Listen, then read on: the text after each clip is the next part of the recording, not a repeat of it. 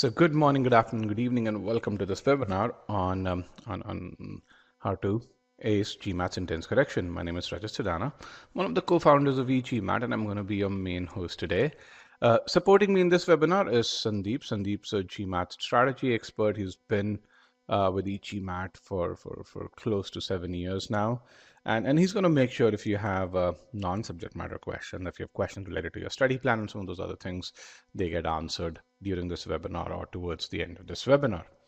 The goal of this webinar is to familiarize you with the meaning-based approach that e-GMAT pioneered about a decade back, and to talk about how you can apply that approach to answer some of the most challenging questions that the test can throw at you.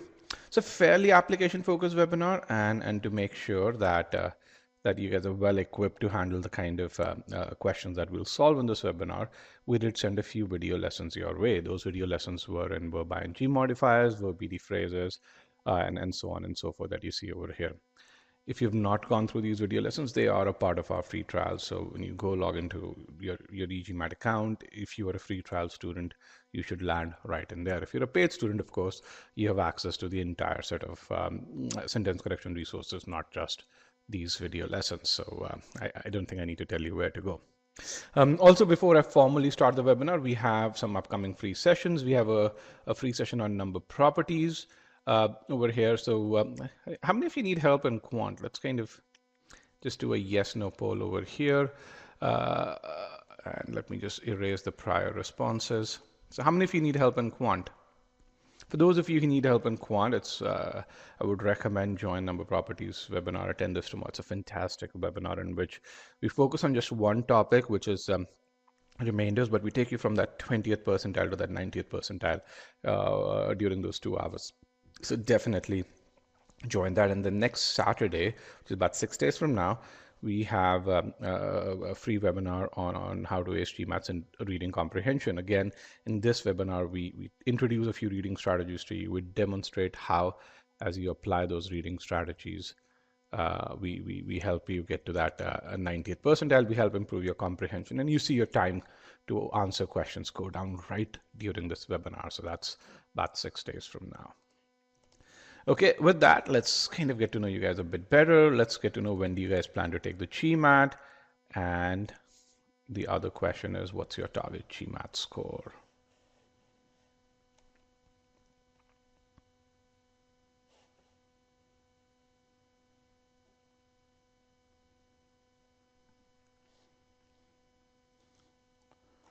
All right. With regards to when people plan to take the GMAT, you can really see that, it's a fairly balanced group. The biggest group over here is that of people who've not taken a date as of yet. That's about 31% of you. And the smallest group is those who have their test within a month to 45 days. So I think that's about 14%. So not a whole lot of variation, but that's very good. So you've kind of people from all walks of preparation over here. And then with regards to the target GMAT score, you have the biggest group there in that 730 to 760 bracket. And you have a significant number of folks in that 710, 720. Also, let me just end this poll so that we remove the variation, broadcast results. So 710, 720, 730, 760, very good chunk of you. And then we have a few of you who are in that 770 or higher as well. So with that, let's just go into the main presentation and let's talk about, getting that score of 770 is difficult. Let's talk briefly about why you should aim for that score of 730, 740 or 770. And then at a very high level, the 3 reasons why you should get to that score of 730 or higher. One, let's get to this over here. One is, if you're aiming for a top B school, they now need that score of 730. The second is, if you're aiming for scholarship, a good chunk of that scholarship money goes to students who get to that score of 730 or higher. And then the third, probably the most ignored reason. The first 2 reasons, I think a lot of people know about them. The third, probably, which is the most ignored one, is that when you look at the delta in total earnings between someone who graduates from a top B school versus someone who goes to a tier 2 school, that delta is about $500,000. That number is the highest it has ever been. And over the last 5 years, that delta has only been increasing. So bottom line, if you get a score of 700, aim for that 730 because those 30 points could be worth $500,000 or so over here. So just some anecdotal data over here where you can really see how median scores have been increasing at top B schools. And what you see over here is you don't see Stanford or Harvard over here. Why? Because even in 2014, they were at that 730 mark. And statistically speaking, you can really see that how for most of the top B schools, the median scores have increased. When you look at MIT and Columbia, 80% of test-taking population over there, or 80% of the admitted class over there has a score of 700 or higher, which means what these schools are telling you is if you don't have a score of 700, don't even bother applying. And then this is despite the fact that from 2014 to 2018, there was a 15% decline in test-taking population. Again, the same trend follows for schools 26 to 50 as well. So for even if you're aiming for the tier 2 school, that median score has gone up now. So this is statistical data. So anecdotal, statistical, both. Here's some more anecdotal data. So you have a few students over here. Nishant, for example, was one guy who scored 690, applied to multiple B schools, was rejected by pretty much every B school that he applied to. And schools such as Tuck and Smeal, they actually give you feedback, and they told him, we like your candidacy, your GMAT score is not up to mark. He improved to 740. Applied to again a bunch of schools. He got a full ride from Ohio Fisher. He got an admit from Columbia, and he's currently studying over there. Pravi, again, very similar. Took the GMAT 4 times, scored 680, applied to many schools, didn't get a single interview invite, improved to that 740 score, and received about 6 interview invites within hours. She got into many schools with scholarships, and she recently graduated from Kellogg. KK or Krishnakant, again, similar to Nishant, scored a 680, actually similar to both Pravi and Nishant, 680, 690 bracket, was rejected by every school in round 2. Improved to 720, applied in round 3 to all of these schools, was admitted to each one of them with a full ride. So again, people who say round 3 is bad to apply in, here's evidence, people get full rides over there. Bottom line is, when you look at your GMAT score, it's way more important today than it has ever been or than what it was a decade back. So this was admissions. The second reason is scholarships. So e-GMAT has got about $40 million worth of scholarship every year. USB schools give out about $350 million worth of scholarship every year. Based on the sampling that we get, but 55% of that $350 million goes to people who get to that score of 740 or higher, or pretty much all of it goes to folks who get to that score of 710 or higher, which means if you kind of do the math, if you get a score of 740 or higher, you probably get a median scholarship of about $40,000 or so. And this is kind of median, and most people actually could, or rather a good chunk of people could get a full ride as well, depending on how you apply. And the two factors that decide fellowship, one is your GMAT score, and the second, as per B schools tell us, your likability during the interview. Here's some anecdotal data. In Mansi, scored 770, got into a bunch of schools, Harvard, Stanford, Wharton, Kellogg, and INSEAD. These are the 2 other schools she got into. She just graduated from Harvard and she got $90K scholarship from Harvard, and she just graduated. Victor, again, 770, got into many schools with a full ride. Kong Bui got actually 6 full fellowships with a score of 760. He was studying at Ohio Fisher, or he got into a very special scholarship from Ohio Fisher where he was paid $1,700 a month. So he got money in his pocket to study over there. Again, you've seen these 3 examples. You can see how much scholarship money they received. And again, here's another example of someone who scored a 710, did really well in the interview, yet what was waitlisted. He reached out to both Michigan and Columbia and said, hey, what happened? I think we really connected during the interview. Schools told him, said, go improve your GMAT score. 710 is not high enough for you. He didn't even apply again. He just went and improved his score to 750 and turned those waitlists into an admit with scholarship. Again, he got about, I think, $80,000 worth of scholarship from Columbia. Again, you can see many such examples on our YouTube channel. This is a quote by John Fuller, who's the former admissions director at Ross. He basically says that, hey, here's a reason why someone with a 770 is much more likely to get a financial award. Why? Because the school wants to buy that high GMAT score.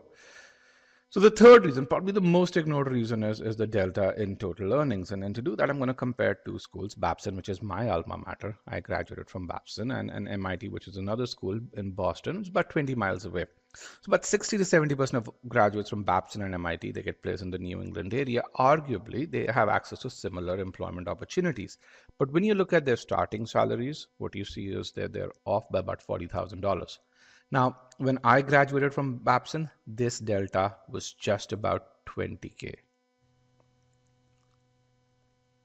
This delta has expanded.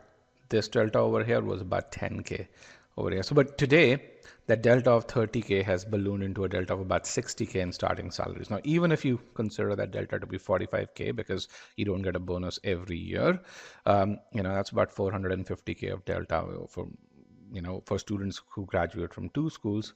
One's a top ranked school, other a tier 2 school. So again, if you're going for that score of 700, don't settle, or if you get that score of 700 or even 680, don't settle for it. Aim for that score of 730 or higher. Okay, with that was my brief intro. It's about 12 minutes past our session time. Let's get started with the first question. So in this question, in this session, what we're going to do is we're going to solve questions, and I want you to solve this question using the method that you typically use. Let me bring in my poll over here. And the way I do this is I don't want to time you guys. That way, you don't rush through the question. I have this method where I want you to select still solving. So if you can select still solving, if I get about 100 people to select still solving, and then when you choose another option, or when about 80-85% of you choose another option, I call time. That way you as a group time yourself. So I have 43 people who've said still solving. Let's get about 100 people to say still solving. Can we please? I have close to 200 people in the webinar over here. Let's get 100 people to say still solving, please. 78, 80, 81, 80, or to select still solving, if say still solving wasn't clear. 92, 93, 94, 95. We just need 5 more people. All right, good. We have 100 people. Let me remove broadcast results. Here is your first question. Good luck, guys. I'm going to mute myself so that you guys can focus on solving this question.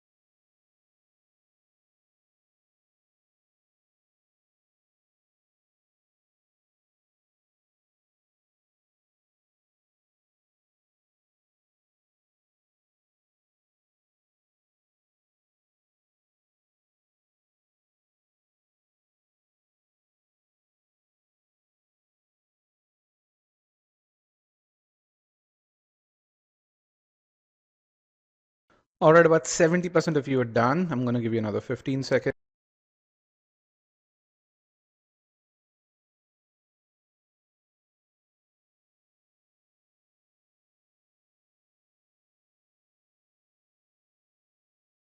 Five, 4, 3, 2, and 1. Let me end the poll. and I'm going to broadcast the results. So let's see how you guys are. This is an official question, by the way. It's not an e-GMAT question.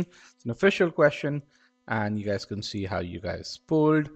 So the most popular choice is choice E, which is 35% of you. Let's see if I can write properly.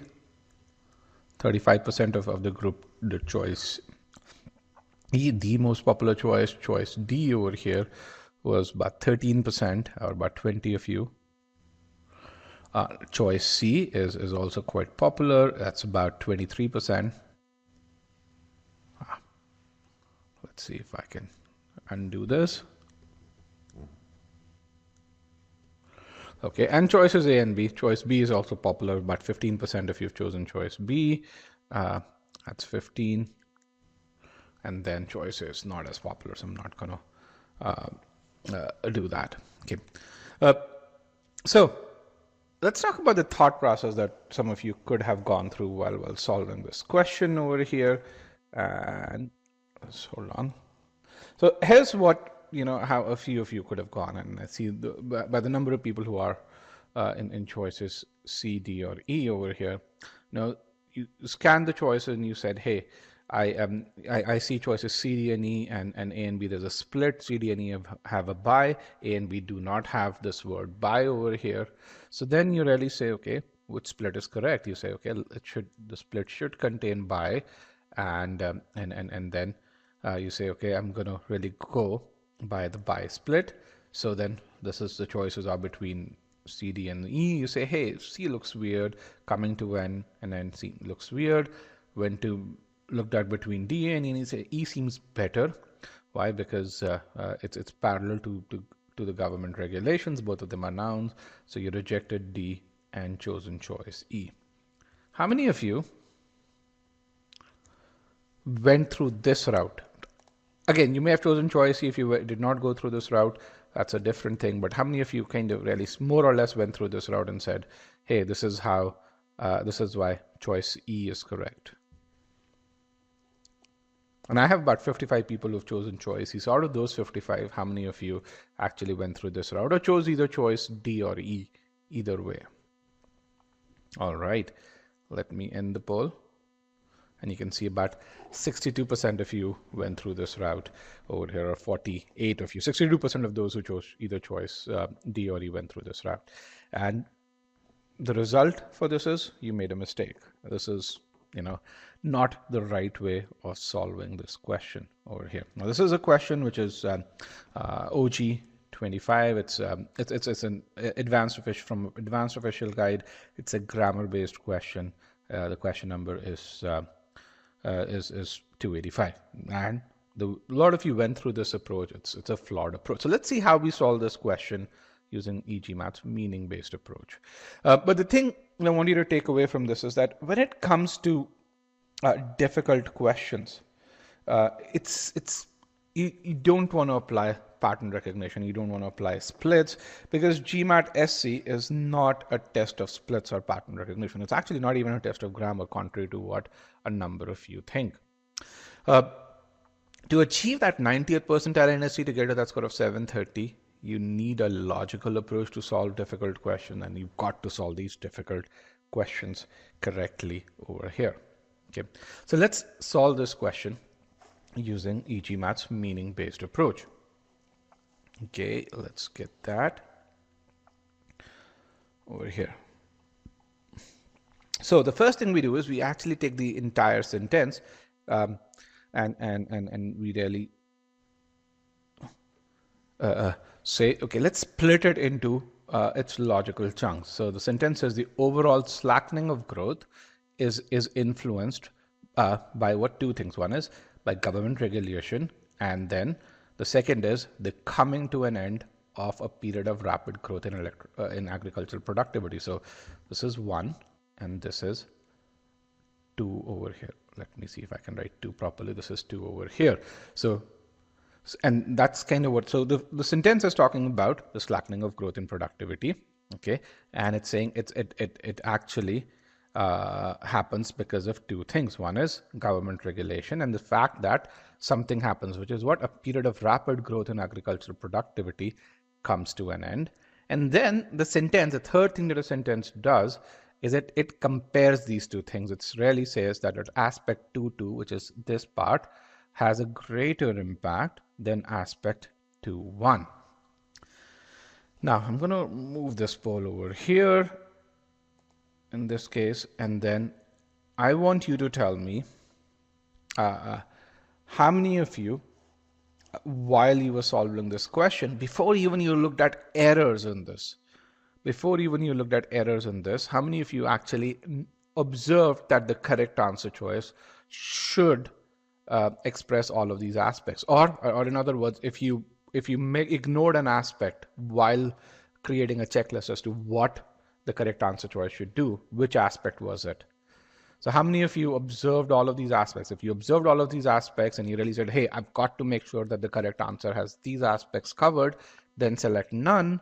On the other hand, if you ignored one aspect or more before, now remember this, we've not even figured out what is the error in this sentence. All you've done is, this is what we call as the meaning analysis piece of it. You've said, what is it that the author is trying to communicate? And the author is trying to communicate is three things. One is, hey, the factors behind the reduction in growth in productivity. The second thing is, what are these factors? One is government regulation. The second is that something happens, which is a period of rapid growth in agricultural productivity comes to an end.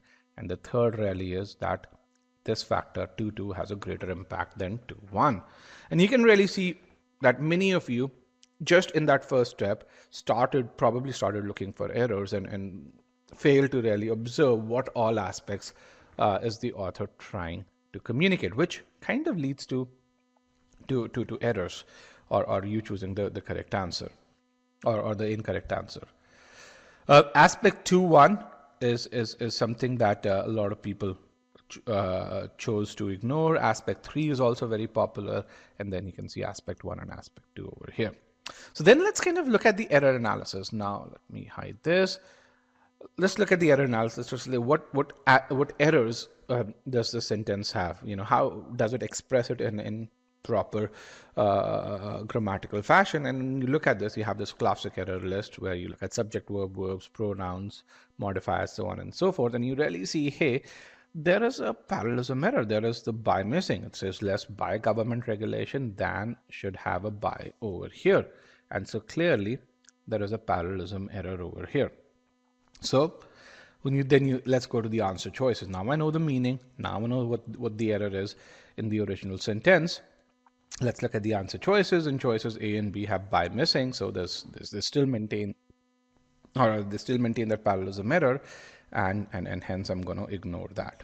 Now let me get your poll over here so that you guys remember what is here in this, or you can really see how you polled. So that's how about 31 of you, or about 19% of this class polled. You missed the by over here. Now let's look at choice D for delta over here. Now about 20 people chose choice D. Now choice D changes the meaning. Let's see how it does this. Let's focus on aspect 2.2. Aspect 2.2 says that the reduction behind growth in productivity happens because a period of rapid growth comes to an end. So because something happens, okay? Let's look at what choice D does. Choice D changes this coming to an end of to by ending. It changes something happening to what we call as an action. And to explain this difference, let's just look at this over here. And these are two sentences, and I know this sounds absurd, but let's kind of look at this. So Doug Millen, Walmart CEO, reacted to savage shootings by ending the sale of ammunition in stores. So in this case, what Doug is doing an action, which is that he is ending the sale of ammunition in store. This is, and the second sentence really is Doug Millen reacted by coming to the end of the sale. So this part really says this is something which is very different. One really says is an action by Doug Millen. The second denotes when he reacted over here. Can you see the difference in coming to an end versus ending over here? me reopen the poll, clear all answers. Can you see that difference in coming to an end? And you can really see that's a very, very different thing over here. For those of you who don't see a difference, you can select, can put the question in the Q&A part as to why you don't see the difference. When you look at this sentence over here, you can really say this action's done by Doug Millen, and he ended the sale of ammunition in stores. When you look at this sentence over here, this says that when he reacted, the time when he reacted over here. And this is, which is where the coming to an end denotes. Okay, I'll look at the second part over here. Let's kind of go and let me see if I can select this and remove my annotations. Sorry, hold on. Let me clear my annotations. In this case, erase those annotations. So let's look at the second sentence. Some of you have this. Doug Millen reacted to Savage shootings. Let's kind of remove this part over here by the coming to an end. So it's saying is, and again, I understand this is kind of awkward, but what he's saying is when he reacted. By the coming to an end. So when this happened over here.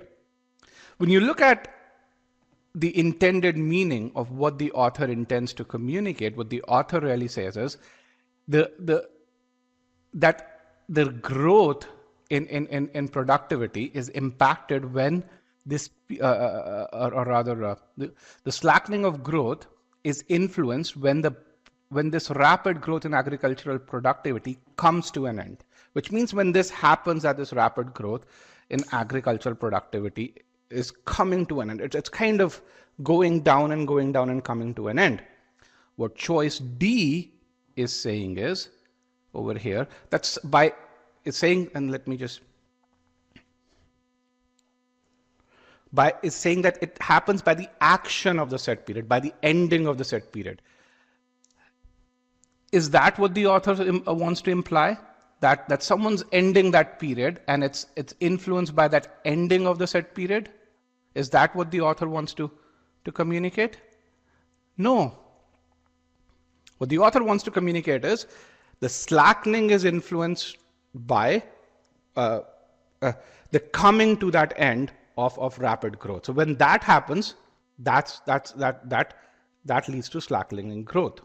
It's a major influence. So when you look at by ending, it's doing a major meaning change, which is why choice D is wrong. There's nothing grammatically wrong by it, by the way. It's actually, from a grammar standpoint, it's a perfectly constructed sentence, but it changes what the author intends to say. Now let's look at choice E, because choice E is wrong as well. And to do that, I want to kind of give you these two parallel sentences. And if you have a doubt on choice D, you can go back to it again. So let's look at this just. Tech stocks become affordable when the respective company's ability to innovate comes to an end. And what you see over here is, in this curve, is a number of patents per year. And this is a decline curve or a decreasing curve. And you can see the time period going on in a year. This is year 1, 2, 3, and so on and so forth. So if you are a stock analyst and you really say, hey, tech stocks become affordable, so which means that, hey, buy a tech stock when the respective company's ability to innovate comes to an end, what you're really saying is buy a tech stock at this point over here. On the other hand, if you really say tech stocks become affordable when the respective company's ability to innovate ends, what your client will really say is buy a tech stock over here. What is going to happen if what you intend to say is number 1, but what you end up saying is number 2? What do you think would happen if you intend to say 1, but you end up saying number 2 over here? What do you think will happen? It will lead to a loss. Can you see the difference in meaning of coming to an end versus ending? The meaning's changed, right? It'll be too late to buy tech stocks. The price will already have gone up. Okay. which is what choice D says. When he says by the end of it, it's not saying by the coming to an end. What it's saying is reduction happens in that end part, the final part of the set period. Sorry about that. And which is where the aspect 2 is distorted over here. When you say aspect 2 aspect 2 over here, that the period in rapid growth of in agricultural productivity comes to an end, which is why you rarely see choice E is wrong. And in this case, when you look at choice C, by the coming to an end, it corrects the original parallelism error and it maintains the meaning over here. Okay. So again, this is a sentence which is, first of all, can you really see how this sentence is is a test of meaning and logic? Each of choices C, D, and E grammatically absolutely correct. There's nothing wrong in it. It's just that choice D and E change what the author wants to say. So essentially what GMAT SC is trying to test you is to say, hey, can you understand that the intent that the author wants to communicate? And B, can you put it in correct form? Can you use the right grammatical form so that you can present that intent? But if you don't understand that intent in the first place, you can create a very elegant sentence. You won't be able to present it in the right form. You will communicate the wrong meaning. And when you communicate the wrong meaning, it's going to amplify. Why, in the context of an MBA, why do you think communicating the right meaning is important? Why do you think communicating the right meaning is important?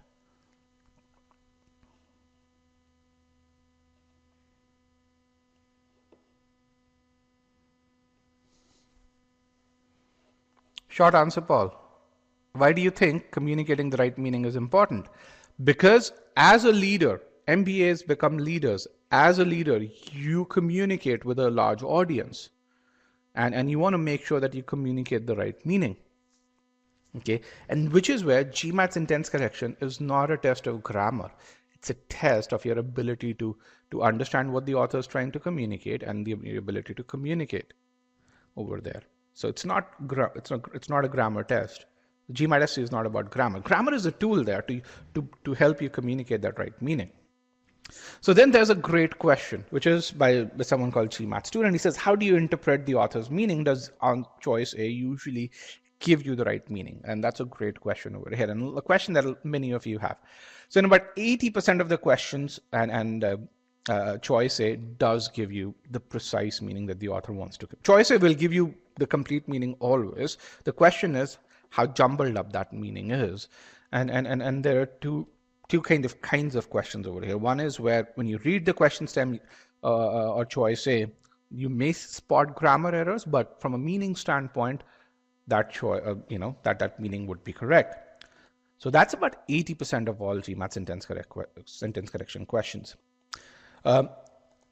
The second kind of question is where, again, the meaning is there in the original choice, but you have to work slightly harder. You may have to sit back and say, hey, the meaning that I'm getting out of it doesn't make logical sense, and we're going to solve 2 such questions in this, and that's about 20% of all SC questions over here. Okay. So, but yes, the original choice will give you what the author wants to express. Okay. So the takeaway that I want you to have is when you start solving a question, spend time to understand that meaning, extract all the aspects from it. And essentially, if you watch, how many of you over here, just from a yes/no poll, how many of you over here are subscribed to our YouTube channel?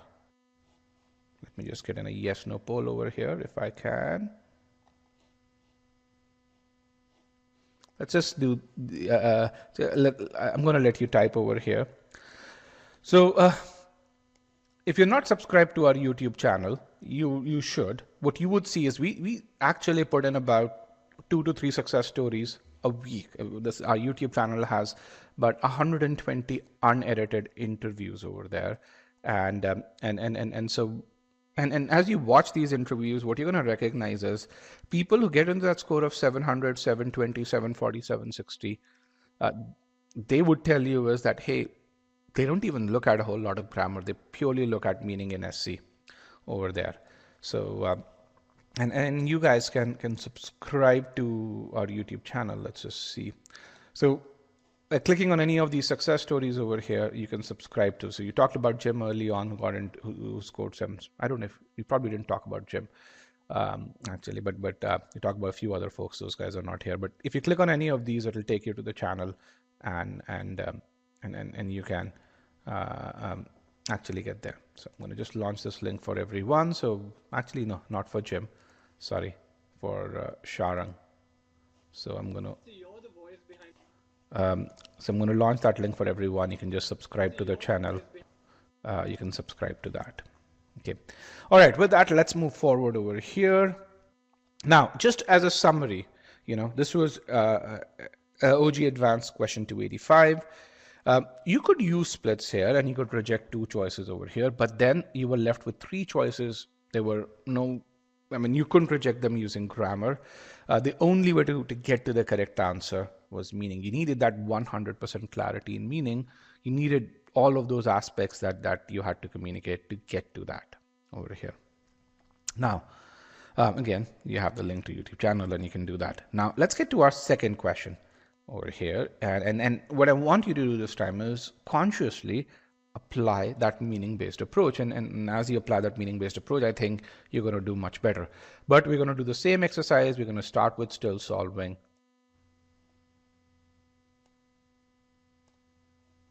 Let's start with still solving over here. I'm going to get 90 people to say still solving before I show the question. 83, 86, 87, 88, 89, 90. Good. Let's remove broadcast results. Here is the question. Good luck, guys.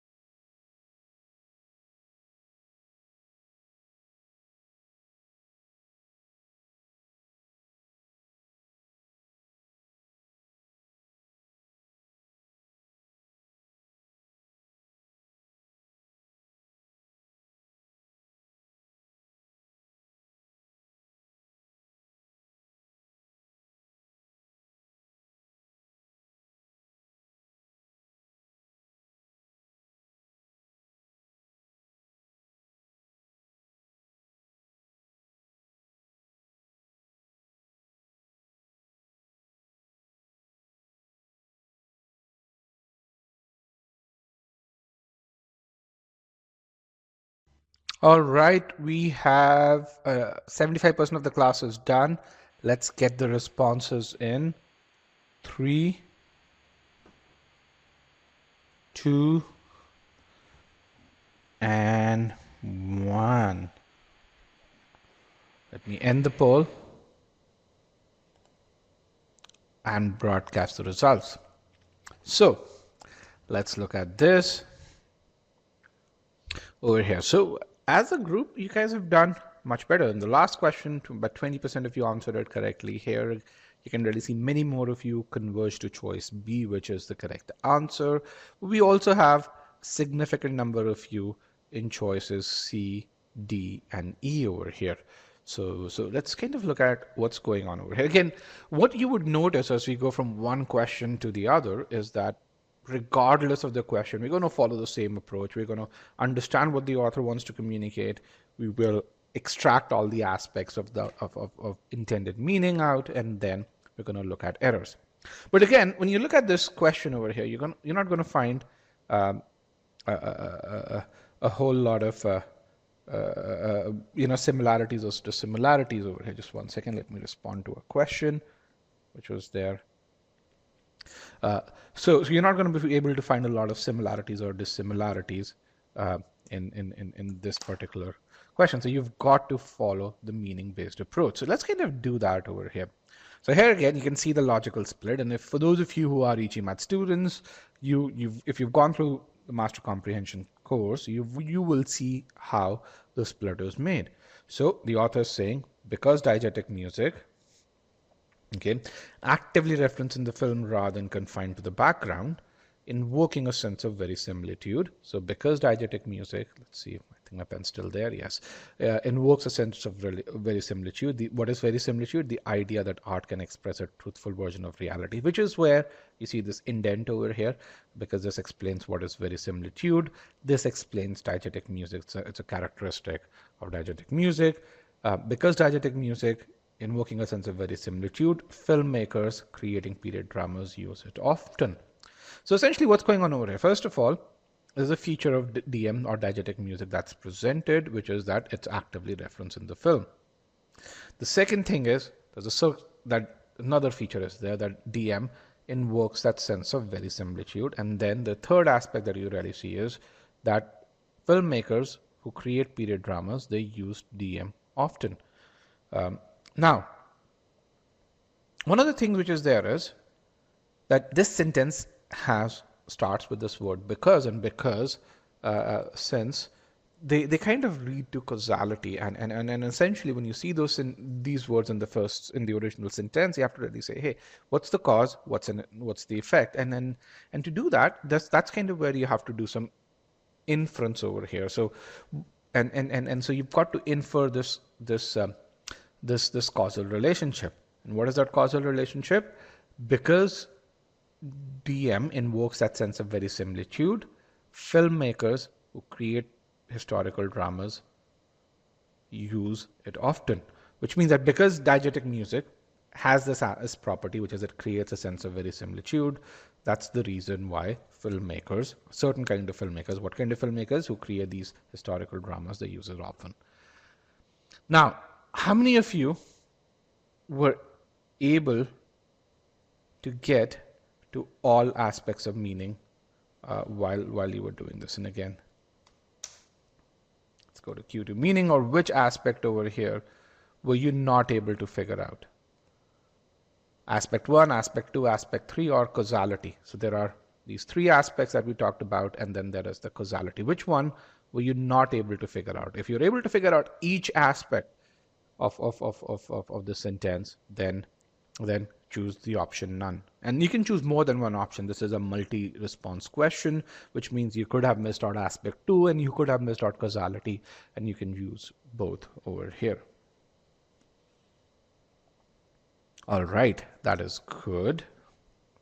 And you can really see a good chunk of you got all the aspects, about half of you got all the aspects. That's why you've chosen none.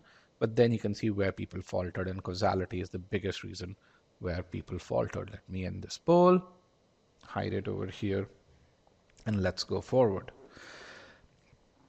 Again, the takeaway is when you see the word because, and you see some of these keywords over here, and we'll discuss these keywords in good detail in the RC session next week, spend a few seconds, spend some time on the original option to extract that meaning out of it over here. Now that we know all the aspects, and you can see the aspects over here, 1, 2, 3, and then the causality pieces over here, let's kind of look at the errors. And essentially right off the bat, you can really see that there's no verb for diegetic music. Because diegetic music, invoking a sense of verisimilitude, invoking is not a verb, you see that there is this error over here. Now choice B is my correct answer, and let's see why this is the correct answer. Let's kind of look at choice B and say actively referencing the film rather than confined to the background.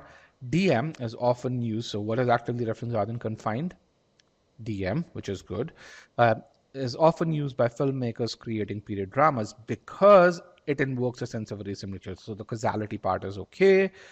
What is verisimilitude? The idea that art can express a truthful version of reality.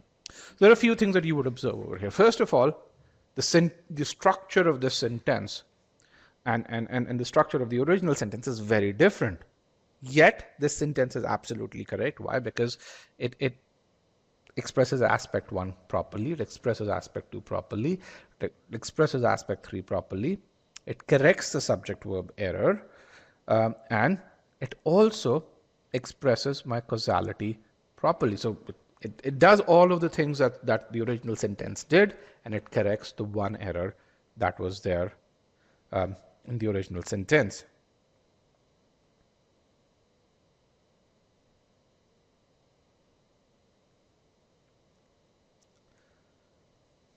Okay, so this is where this is correct. So Eric says, isn't the phrase after a very similitude and incomplete sentence? It is. It's a phrase, right? So that's why it is. But it's, you have a proper clause prior to that. So a phrase plus clause construction. Again, you go to the e-GMAT foundation files, you will see all of these constructions over there. But you are correct in that. Doesn't make it wrong. Let's look at choice C. We're going to look at every choice, guys.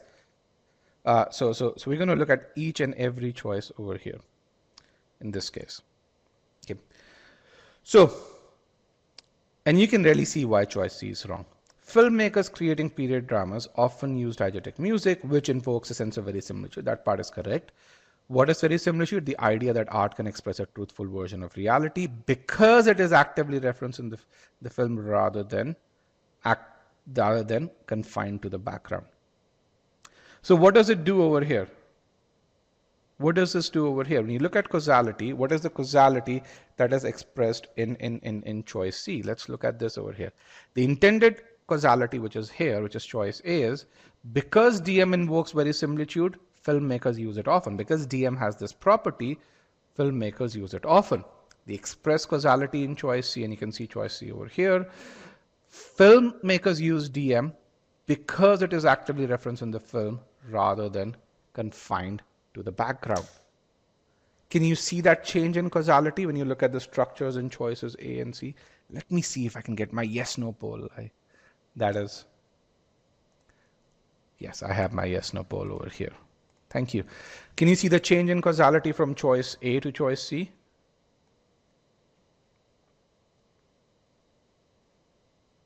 Filmmakers use DM because it is actively referenced in the film rather than confined to the background, which is what choice E is saying.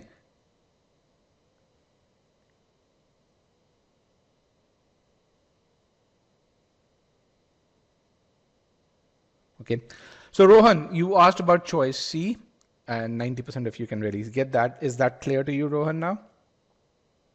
And again, I'm going to go to choice D and choice E as well. But is that clear, Rohan? Perfect.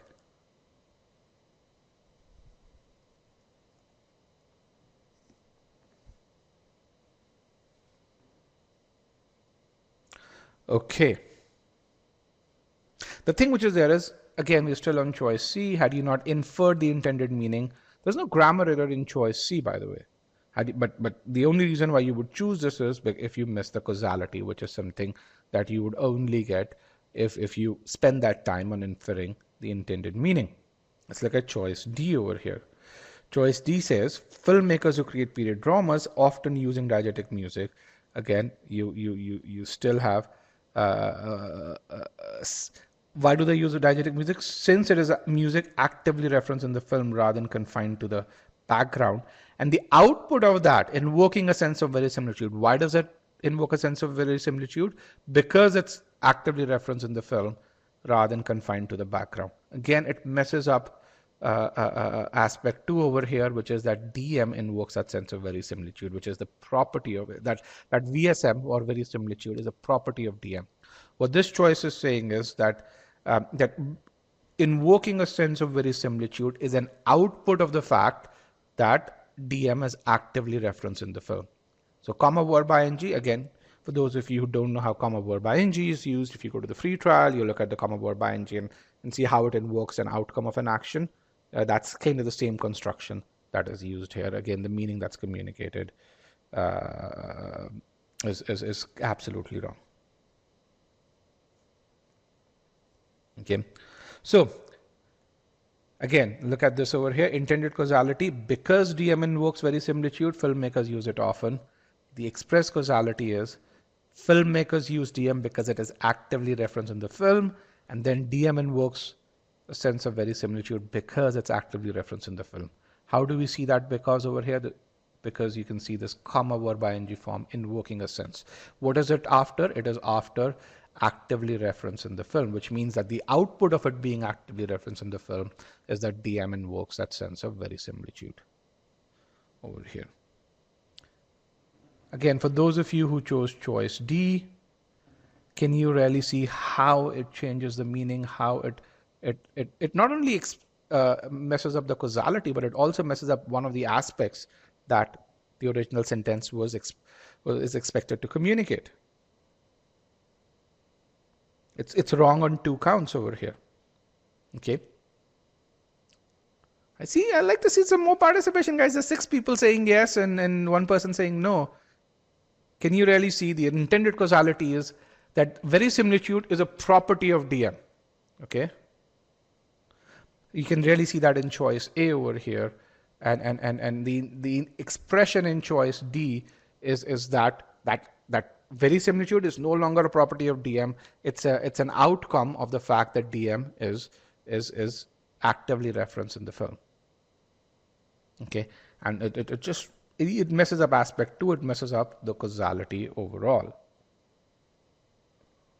Okay, perfect. 90% of you get it.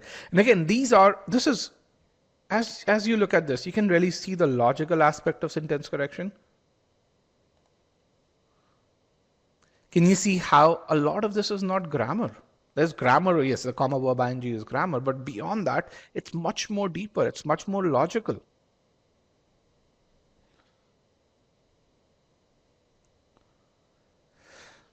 Let's look at, again, choice D. We've already gone through this.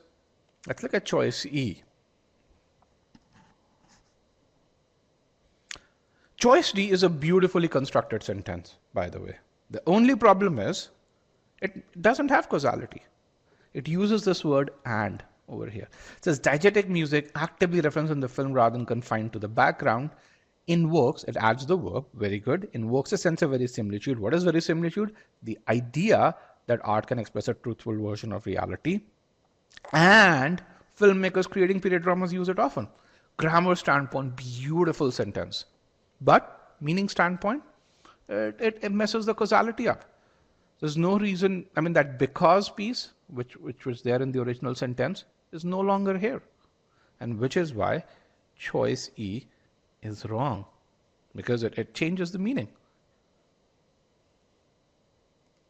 So let's kind of look at people who chose choice E, and a significant number of you chose choice E, about 24 of you chose choice E. Do you really see why choice E is wrong? Can you see that? That causality is gone. And which is where, if you have those aspects in there up front, you're going to really find that this piece is very simple to reject.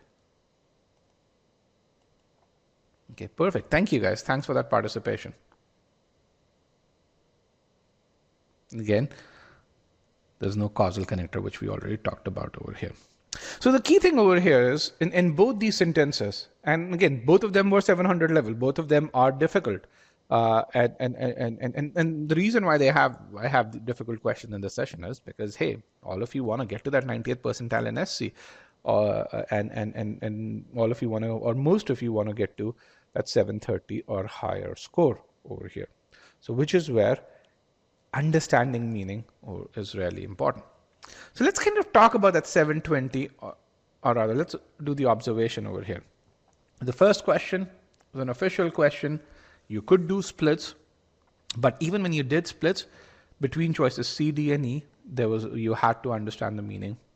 There was no way around it. Second question, it was an e-GMAT question. Splits were not possible.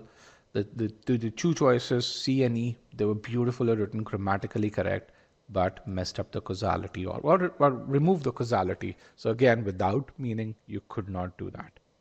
The correct answer for second question was choice B. B for boy. Pariti says, would 1.5 minutes be sufficient to solve this kind of question? Pariti, great question over here. I would say you can probably do this in 60 seconds.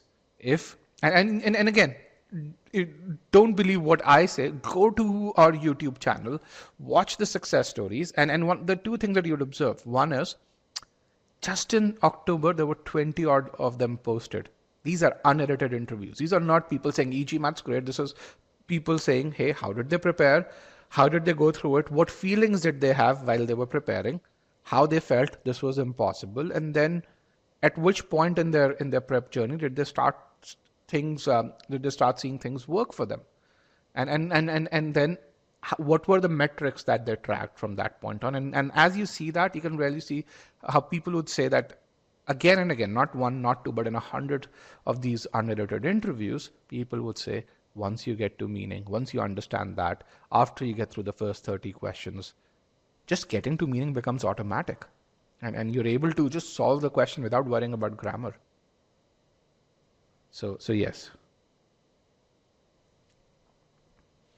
And to get to that meaning part, you have to solve those 30 questions with a lot of diligence, which means you need to spend about 15 minutes per question, not just solving. You probably need to spend about 2 to 3 minutes, 4 minutes solving that question, right? Sometimes writing those aspects out, but you then also need to review.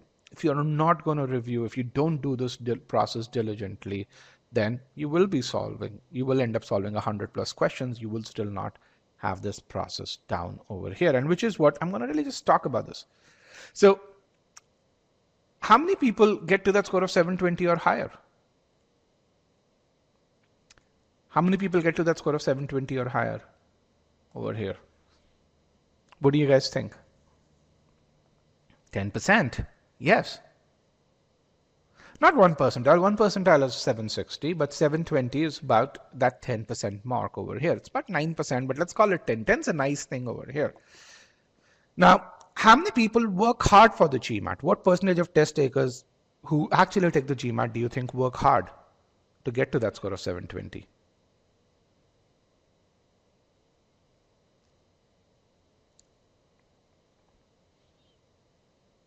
Okay, so you can see the varying numbers.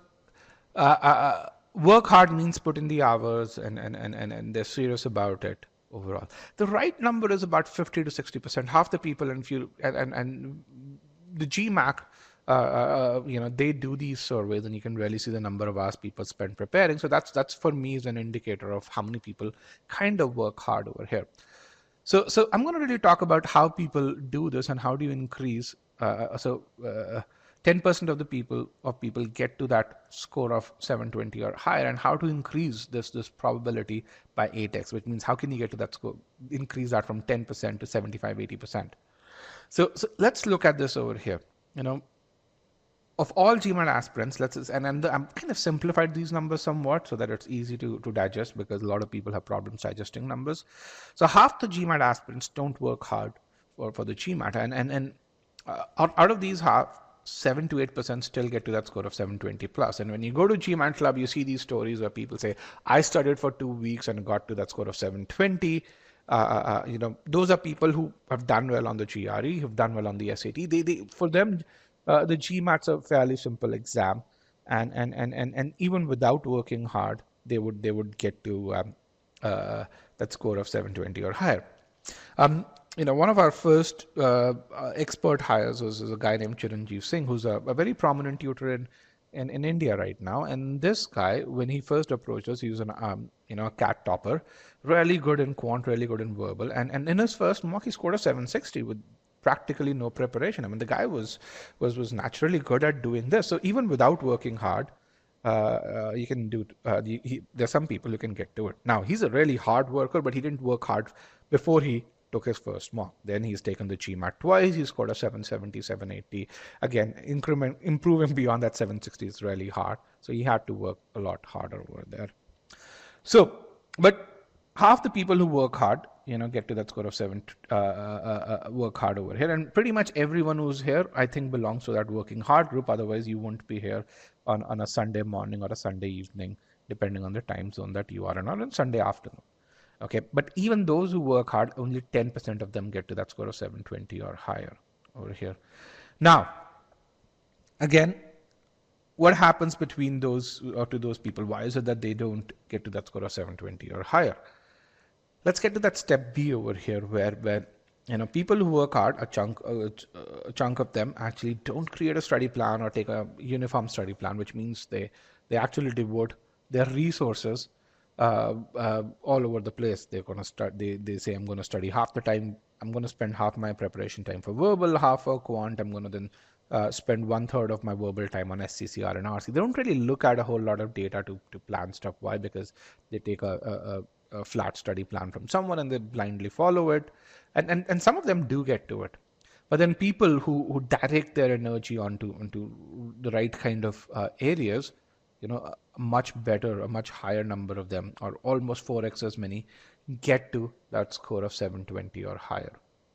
Now, why is that? Because if you have 120 hours to prepare for the GMAT, and then you only need 20 hours for quant and 100 hours for verbal, and if you devote that right amount and you study the right things, of course you're going to increase that likelihood of getting to that score of 720. It just makes logical sense. So having that personalized study plan is that first step over there. Now that number is still 25% over here. How do you increase that from 25% to 50% and then to 80%? Out of those people who have a personalized study plan, some of them just study without getting any feedback. They just kind of blindly read or watch video lessons. They don't care about how well they're doing over there, and they just focus on finishing the course. That's kind of this path over here. Okay. Even those with a study plan, and if the folks who don't take feedback, only 15% of them get to that score of 720. But those who incorporate feedback, do course correction while learning, get to that essentially piece of score of 720, with about 50% of half of them get there. Now, out of this group, because this is my interesting group over here, out of this group, people who do test readiness, which is another stage of learning, actually and hit the right metrics, 80% of them get there. So even from here, there is a stage which is test readiness and no test readiness. And again, if you don't do test readiness, you might not get to a 720, but you'll get to a 680, which I don't think gets you to that top B school. But if you do test readiness, that's where the last 50 points are over there. Does that make logical sense to you? I mean, very simply, does that make logical sense? And again, it's not rocket science. It's about doing all of this that helps you get there. And we're going to talk about, Nandita says, what are the different forms of getting feedback? We'll talk about that. What is test readiness? If you're an e-GMAT student, you probably know what test readiness is. Test readiness is when you've learned everything. When you've learned sentence correction, you've achieved a certain performance level in sentence correction. You've learned critical reasoning, you've achieved a certain performance level in critical reasoning, and you've learned reading comprehension, you've learned number properties, blah, blah, blah, blah, blah.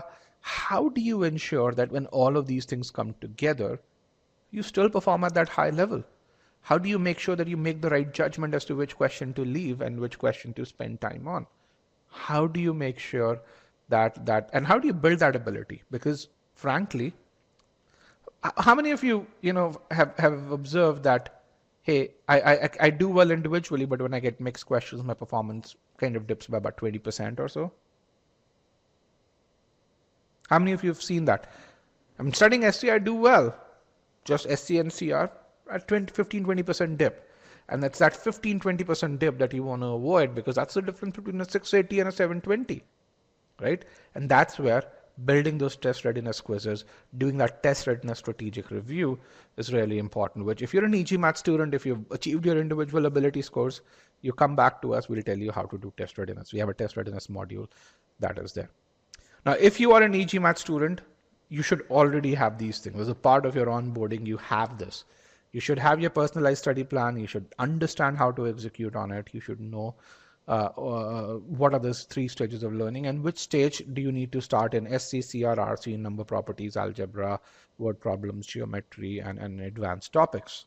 Okay. If you've not, make sure that you attend these onboarding sessions. We do them 2 times every week. Make sure you go through the Your GMAT Roadmap course. Make sure you go through the PSP tool. You have unlimited access to it. Okay. And again, if you don't know when your onboarding sessions are, write to our customer success team, and then they will tell you when they are next week. If you are in the last stage of learning, we also do test readiness session. Ask them for those test readiness sessions. If you're not an e-GMAT student, then take a Sigma X mock. Why? Because it tells you your starting abilities. Have a target score in mind, and then you can work with a GMAT strategy expert to book your slot over there. And here is a link. We have some slots of our GMAT strategy experts who can look at these slots. Okay, so you can do that, and you can book a few of these slots. I can launch this for you.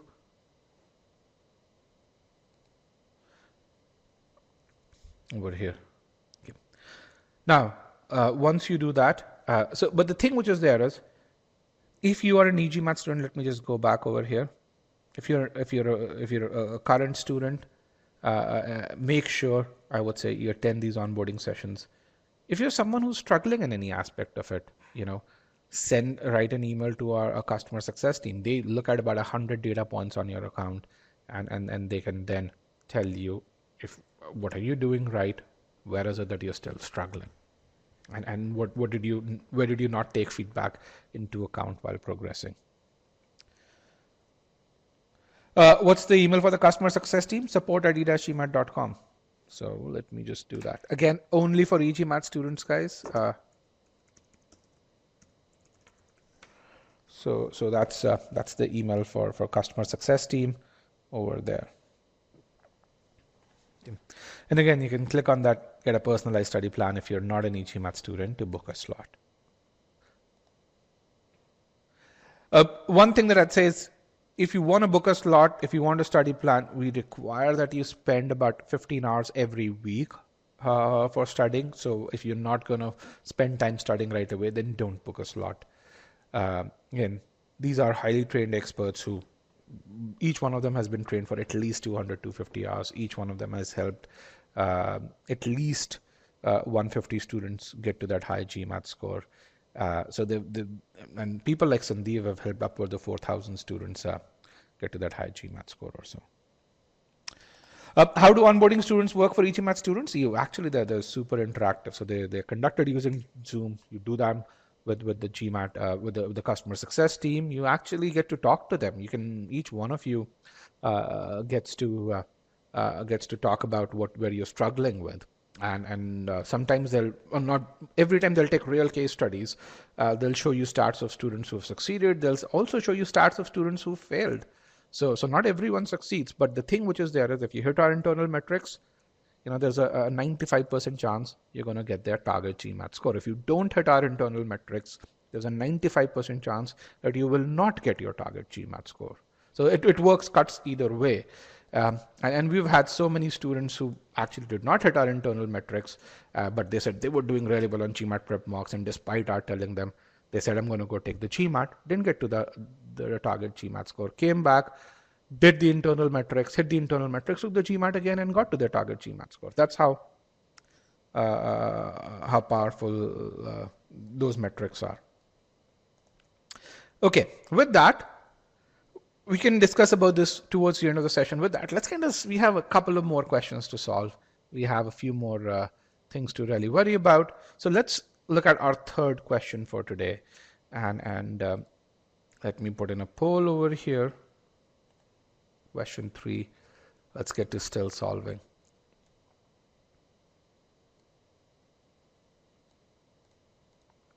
Let's get about 60 people to say still solving over here. 47, 56, 58, 60. Good. We remove broadcast results, and here is your question.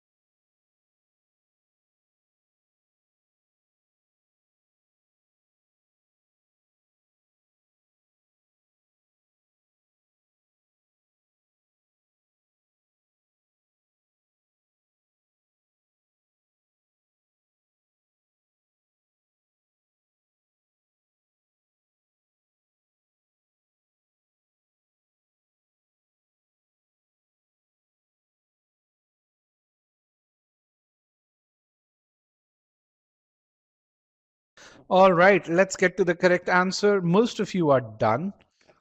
I'm going to call time. 5, 4, 3, 2, and 1. Let me end this poll and broadcast the results. So I'm really glad that about 66% of you are in choices D and E, which means that you kind of got to, I'm hoping you got to choices D and E because of the right meaning over there. And if I include choice C in there, that gets to about 77% of folks, which means you got the meaning error in the first go over there. But then when I look at the split between choices C, D, and E, I think this is where there's a lot of learning in this particular webinar. So that's good. So clearly, there's no one winner over here. Choice D is the most popular answer. Choice E is very popular as well, and so I think that's kind of where most of you are gravitating. But choices B and C are also significant over here. So let's look at the meaning analysis over here. Many of them chiseled from solid rock centuries ago. The mountainous regions of northern Ethiopia are dotted with hundreds of monasteries. Okay, so this is an official question, by the way, and remember, I asked someone asked this and said, hey, is the original is choice A, does choice A always express the correct meaning? Someone asked this question over here. Remember, someone asked this question, does choice A always express the correct meaning? And I said, hey, in 80% of the cases, it does. And in 20% of the cases, it always does. But in 20% of the cases, you've got to infer the meaning. And this is one of those questions. One of those 20% where you have to infer the intended meaning. And forgive the disturbance, I was just getting a sip of water. So let's kind of look at this over here. So the three aspects that are presented. First of all, we're talking about these mountainous regions of northern Ethiopia. The second is the author says that they were chiseled from solid rock, and this was done centuries ago. And then the third thing which is there is these regions are marked with hundreds of monasteries over there. So when you look at this and you really say, okay, a mountainous region chiseled from solid rock, and you say, does it make sense to really say that a mountain was made out of a rock? And the first thing that comes to your mind is, no, it doesn't make sense. Why? Because each mountain has, or a mountainous region has rocks in it, which means it can't really be chiseled from a rock. It's like really saying houses are made of a brick. That is not there. Bricks compose houses in that case. And you say, hey, logically, it doesn't make sense. So logically, what the author wants to say, and this is where the inference piece comes in, is that hey, these monasteries were chiseled from solid rock, because mountains can't be chiseled from rocks. Okay, Mahika has a great question. She says, how do you cater for questions where we don't know the meanings of some of the words exactly? Do you have suggestions for that? A great question. And for some of you, this was a very relevant question, not for all of you. Now, on the GMAT, we don't test vocabulary, but yes, there are these scenarios where, for example, if you don't know the meaning of word chiseled, you'd have to infer it. If you don't know what a monastery is, then you'd have to kind of get to it. And that's where practicing questions really is really important, which is where if practice questions on the e-GMAT platform, you practice official questions, they would expose you to enough of these that you'd be able to pretty much get all of it. So you don't need to learn mug up word lists, or you don't need to really read a book such as Norman Lewis, Word Power Made Easy, and so on and so forth. You solving official questions, understanding those meanings is good over there. The other thing, which again is not required, but you can do, is read The Economist. That's kind of probably, if read one article a day, and it'll expose you to enough words over there. And when I say read, I mean read and comprehend. And we'll talk a bit about that in our RC session as well. Okay, so this is, as I said, it's an official guide 257.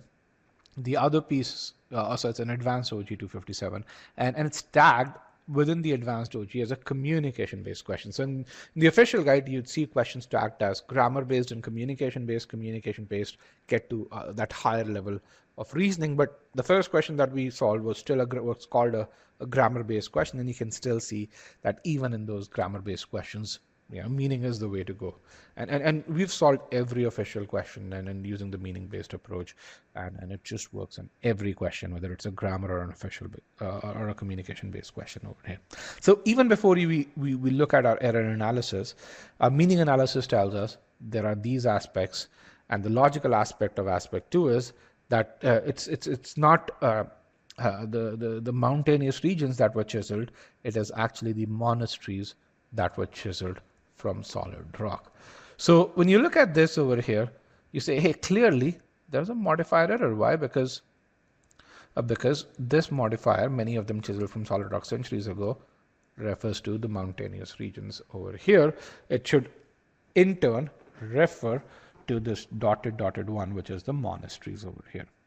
Okay. So first of all, is that clear to everyone? That can you see the modifier error? Because of the meaning error, because of the logical meaning piece. Again, you get to this error from the logical meaning piece over here. Let me just clear all our answers over here. Let's get to choice B.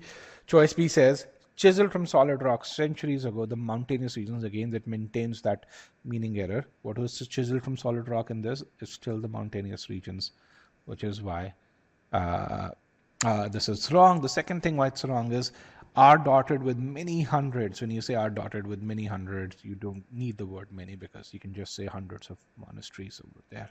So it does introduce another error in this, because of which this is wrong. Okay, let's look at choice C.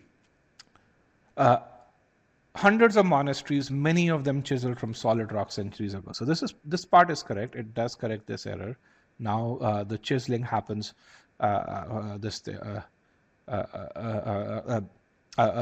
for monasteries, not for mountainous regions. Hundreds of monasteries are dotting the mountainous regions of northern Ethiopia. This creates what we call as a verb tense error. What this is saying is that if this is my mountain over here, these monasteries are still dotting it. The action of dotting is still happening. So it uses the wrong verb tense. Why? Because it changes the meaning by using the word are dotting. Okay. So whereas what the author wanted to really say is that these regions are dotted means that the action of dotting has already happened. For those of you who chose choice C, can you see why this choice is wrong? Let me just bring in the poll over here. And actually, this is question 3, not question 4. Here is the poll. For those of you who chose choice C, can you see why this choice is wrong? And about 11 of you chose choice C. Yes, no. Are dotting versus the continuous action. And again, what you see is even though I see there's some people who are even thinking forward. I like that. Says, hey, even if that's wrong, then D should be wrong as well, Peter. Let's kind of get to that. I like how you're thinking forward. So we'll get to choice D. And we'll discuss choice D. But I'm glad. It just shows that logical thinking. Okay. So construction cranes are dotting the skyline here. You can really see why are dotting versus dotted as present versus past. Are dotting means that this action of dotting is still happening, versus construction cranes dotted the skyline here. Okay, and you can really see the second sentence over here as well, where you can see the present action versus the past action over there. Let's look at choice D. Choice D says the mountainous regions of northern Ethiopia are dotted with hundreds of monasteries, many of which are chiseled from solid rock. Again, I think it was Andrew or someone who got it right in this. It said there's this R over here. In this case, dotting is fixed, but the action of chiseling is a present action, are chiseled. Okay, actually, this is for me. I'm the wrong way of using it, but let's look at this. But the intended piece over here is that the action of chiseling happened in the past. Can you really see the difference between what it's communicating and what was the intended? And Andrew, it should be. It's not the correct answer. Choice D is not the correct answer. Well, I want to Peter. I think it wasn't Andrew. Let me just see your name. Peter, yes. You're right. This is not the correct choice. I never said choice D was the correct choice. Choice D was a popular choice. Okay. So, what or admitted, what it leads to is what we call as a process, whereas when you look at past, it's like it's an event. What the author is trying to say over here is the event of chiseling happened in the past. But let's kind of look at this over here. Most of the patients come into the ER are admitted to an intensive care unit. What you're really saying is this is denoting an ongoing action or a process, which means most people who come to the ER, they are admitted to ICU. Or when you look at this part with were admitted, you can really see over here that there's a date along with it. Most patients who came to ER on this particular day were admitted to the ICU, which means that it is talking about an event. Okay. So can you guys see the difference between the denotion of an ongoing action versus denotion of a past event? Can you see that difference? And it's that difference in expression that you need to really say. Now let's look at our original choice over here. In the original choice, the chiseling happened centuries ago. Can you also see that? The chiseling happened centuries ago. This is your original choice. So R dotted can't be. A lot of people say, hey, many of which is wrong, there's a grammar error, but no, there's no meaning aspect to it. You know, I'm not going to reject it because of many of which. And this is a very common thing where people really said, if frankly, many of which were chiseled, if it were there, I wouldn't have any problem with this answer choice.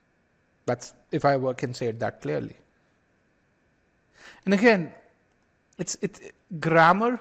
There's actually a great article. I think it's in New York Times or The Economist. I'm going to actually publish I'm going to create a video on that article soon, where it really says, where are we going with regards to grammar? And there's the two chains of thought where there are some purists who would really just say grammar is supreme, and then there is there are folks who really just say, hey, what's the role of grammar?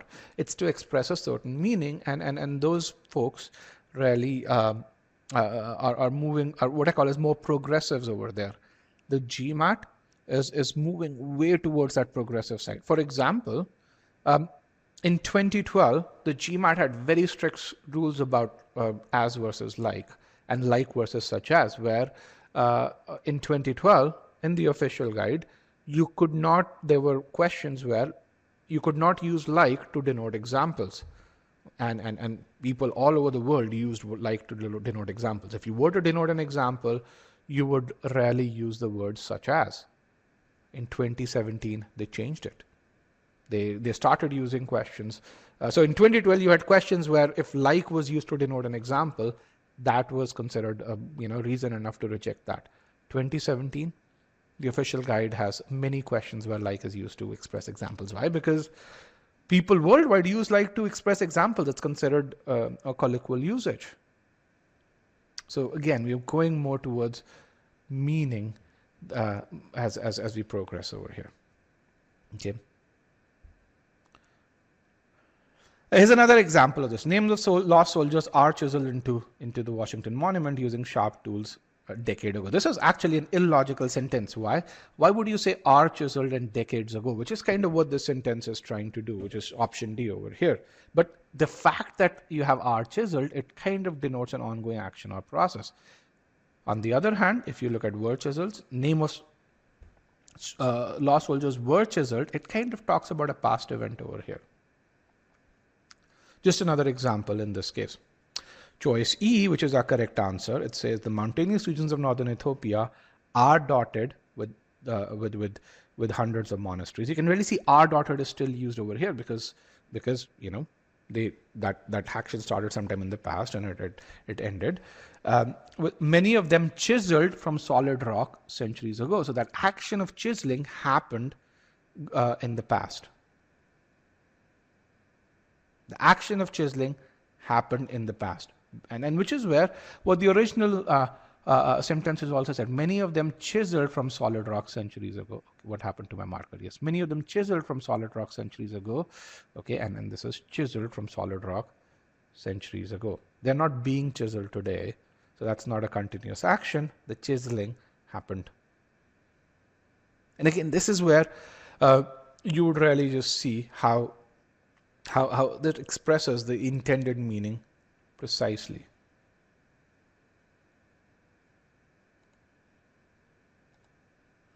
Okay, some of you saying, I didn't like many of them. Why would you not like many of them? What's wrong in that? Many of them chiseled. Many of monasteries. Them is perfect. It's a plural pronoun. Why is it ambiguous? Because it's right next to monasteries. Why is it ambiguous? If it's right next to what it's supposed to mean.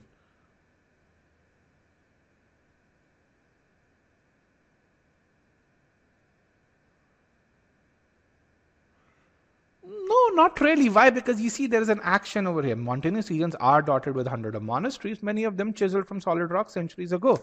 Again, from the very simple reason.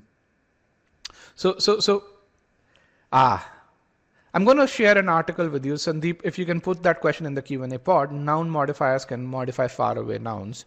And again, it's not a direct comparison to this article, but what you can really see is the modification piece has a logical aspect to it. Yes, them cannot logically refer to and you would see some of those things over here. And for those of you who've gone through the modifier application files 1 and 2, you would see such examples. Okay. Isn't them used for people? No. Who's used for people? More so. And again, guys, the essence of this session is precise meaning, not precise grammar. Precise meaning. Okay. And so what you saw with regards to, this is an official question, by the way. And this is where what you see is that the OG is going.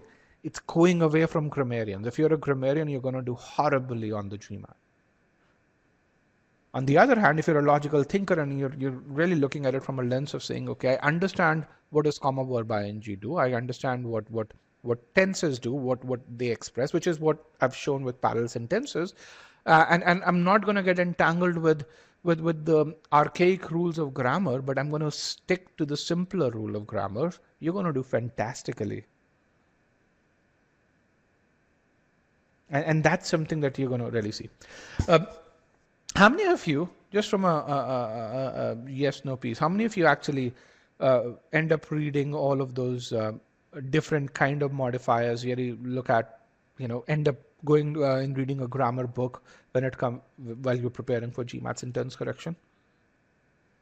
How many of you kind of mug up these things with regards to, okay, comparison, noun versus noun, this versus this?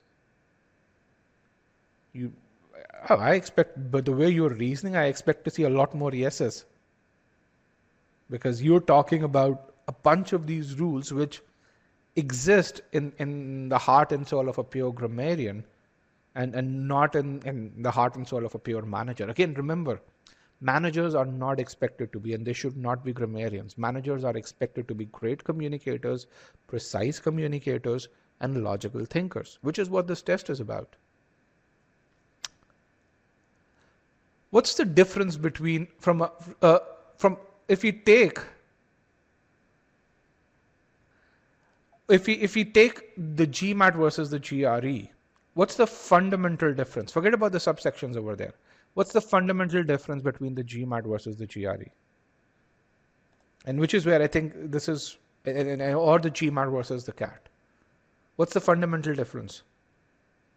No, forget about the test format. So yes, the GRE uses way more vocabulary than the GMAT. You're correct over there. But in terms of the utility of the test, what's the fundamental difference? I know for you say both of them are used for admission, so that's okay. One of the biggest fundamental differences comes from the origins of these tests. Yes, GMAT specific for business, but the GMAT is the only test that has a strong correlation with regards to how you're going to do in business school. That's the only test. The GRE actually claims zero correlation between the GRE score that you get and how you end up doing in a graduate school. The GRE as a test was designed to make sure that if you're a good student, you wouldn't automatically do well on the GRE. It was designed to make sure that even if you were the best student in high school, you still had to prepare for the GRE. The SAT, again, for a very similar reason. If you go read the history of the GRE, you'll see it over there. The reason that test was created was because, Black Americans should be able to, should have just as high a probability of getting into a graduate school as white Americans who were educated, who were much better educated when they, graduated out of high school. So they created a test that had all these word lists, which, by the way, were not taught at that time in schools, so that anyone who prepares for the test can do well.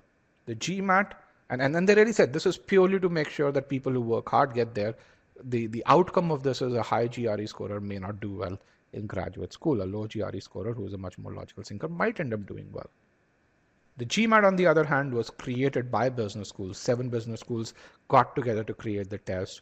They created that non-profit body. And the sole purpose of the GMAT was to create a test that indicated readiness to graduate, to consume material that is taught in business schools. So there's a very high correlation between how you do on the GMAT and how you do in business schools.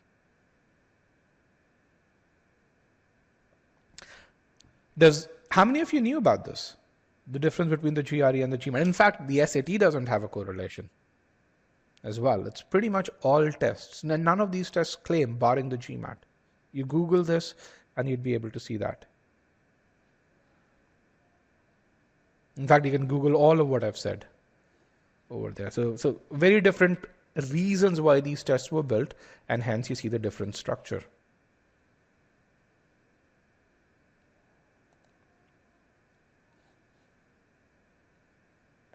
Okay, so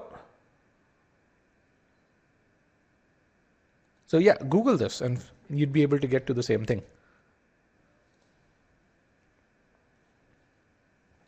So question 3, again, splits were misleading. You had to infer meaning. The original choice did communicate the meaning, but the meaning was illogical over here, which is where things started getting interesting over here. And we're going to do one more question and then we're going to talk about feedback. Okay. So but the thing that I want to make sure that you do is to say, hey, you won't be able to. The way to improve is to get all of these insights. And I see a bunch of you are doing the official guide, but do the official guide solutions give you that kind of detail? Alston, you've been doing the official guide. Do you see this kind of causality as to why a particular question is right, why a particular question is wrong? No, it doesn't. It's not designed to do that. It's not. I mean, I don't know why they don't do it. And you can't get better unless and until you get this causality over here. And you can't. The other thing that you really see is you do all the steps correct, step 1, step 2, step 3 correct, you're going to get to the causality. That's something that's going to just simply happen over there. The other thing is, how many of you who've tried the meaning-based approach have been able to learn it in this particular manner? How many of you have been able to do it in this particular manner over here without such detailed solutions? It explains how you get to the answer. It explains why something's wrong, why something's right. But the thing which is there is, it also tells you how not to repeat the same mistake again. So that's really important. Why? Because when you understand why you made a mistake, you also know I'm not going to make that mistake again. I'm going to get all the aspects out. I'm going to make sure when I see verb tenses, what is it that the author intended to communicate versus what this modified choice is saying. When I see a causality in the original option, I'm going to evaluate every option and really say, does a causality exist? Does it maintain the intended causality? Those things are takeaways that you get from such insightful solutions. When I look at these sentence structures and I see the comma verb ing, I'm going to really say, is the causality being expressed by this the same causality that was intended? Just with 3 questions, 15 sentences over there. You can really learn all of this, and this happens because of the analysis and solutions. If you don't do this analysis, if you don't have those detailed solutions, that learning won't happen. And that's something which, if you want to get to that 90th percentile, is what you need. So let's kind of solve another question. And this time, again, it seems like a very simple question, but people do make mistakes on this one as well. So again, let's get about 50 people to still solving, because you guys are fairly good at this now. Let's get about 50 people to still solving. 44, 48, 50, good. And here is your question.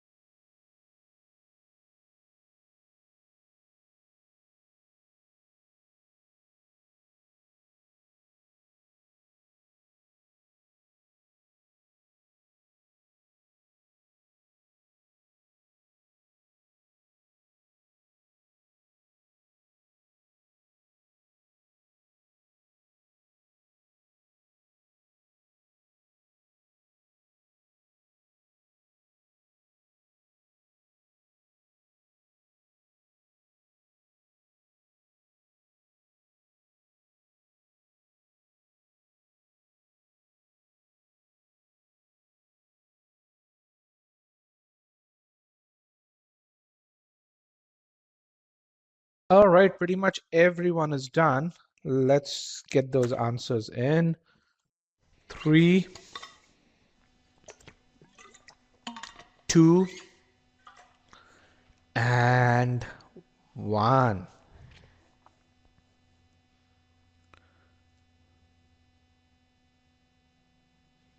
Let me end the poll and broadcast the results. So we really see, again, this is an official question. It's a communication-based question. Choice B is really popular. Choice D is quite popular as well. And then you have choices C and E and A. In many ways, this question is kind of it kind of plays on the line of the prior question, because it tests what we call as it's a question where you have to infer the meaning. It's a question where you actually have where modifiers are at play. So let's kind of look at this. A star will compress itself into one of these three things: a white dwarf, a neutron star, or black hole, after it passes through the red giant stage, depending on mass. So the original sentence over there, and you look at this, you really say, hey, there's something off about it. The sentence looks fine till this point, but then depending on mass, this kind of seems to be modifying to this mass of red giant stage, and it just doesn't make sense over here. Logically, this should modify, and this is where the inference comes in, it should modify a star. So depending on the mass of the star, it will compress itself into A, B, or C, and that compression happens after it passes through the red giant stage. So again, when you look at the aspects, you say it describes what happens to a star. And again, it's really important when you get these aspects to kind of take a step back and say what's going on, rather than going into you know the right into the details of it. It's really important to take that 100-foot, 1,000-foot view over there. Okay, the aspect two is there are three possibilities that occur after the red giant stage, and then what the author seems to be saying is that which of these three possibilities happens, it depends on the mass of that red giant stage, and that doesn't seem logical. Why? Because the mass of a stage doesn't seem right to me logically. It should depend on the mass of the star. So for me, this is what I call a modifier that's kind of semi-dangling. It should refer to the star. It's very far away from it over here. So with that knowledge, I kind of look at the answer choices, and I want to leave choices B and D to the end. Let's look at choice C over here. Choice C says, and let me hide this. Well, should I hide this, or should I? Actually, I should hide this. But 15% of you chose choice C. I'm going to do choice E and choice E, C and E together, and then I'm going to go to B and D. So let's kind of go to choice C over here. And let's go to my short answer part so I can get your feedback. Have this. So we're doing this quickly now because you guys are a much better stage now. After passing through a red giant stage, a star's mass. Does a star's mass pass through a red giant stage, or does a star pass through the red giant stage? What passes through the red giant stage? The star itself. What is the sentence trying to say? The sentence is trying to say that a star's mass is passing through the red giant stage. Okay, and it's yeah, that's something which is there, which is what makes choice C wrong. Choice E is wrong for the same reason. The mass of a star after passing through the red giant stage, again, what's passing through the red giant stage? Not the mass, but the star itself, which is why choice E is wrong as well.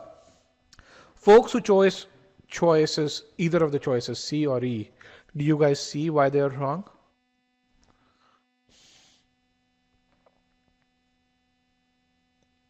Okay, so let's now go towards my most popular choice, and which is choice B, and talk about why choice B is wrong. Choice B says, after passing through the red giant stage, depending on its mass, a star will compress. So you have this modifier depending on its mass, and it's sandwiched between this red giant stage over here and the star. And how do you know? There's ambiguity. How do you know what does it refer to? Is it referring to the star or is it referring to the mass of that red giant stage? There is ambiguity over here, because of which you have an issue. So let's kind of express this over there, and let's draw a parallel example in this case. After going through a round of funding, depending on its size, a company might attract high quality talent. Whose size are we talking about here? Is it the size of the company or is it the size of funding? Can you guys tell me? No, whose size are we talking about here? No, you can't tell. It could be funding, it could be company. That's the ambiguity. Right? Maybe, they attract high quality talent if they actually get $1 billion, or they attract high quality talent if the company already has 1,000 people. You don't know. And that's the ambiguity, which is kind of the same structure of the choice above.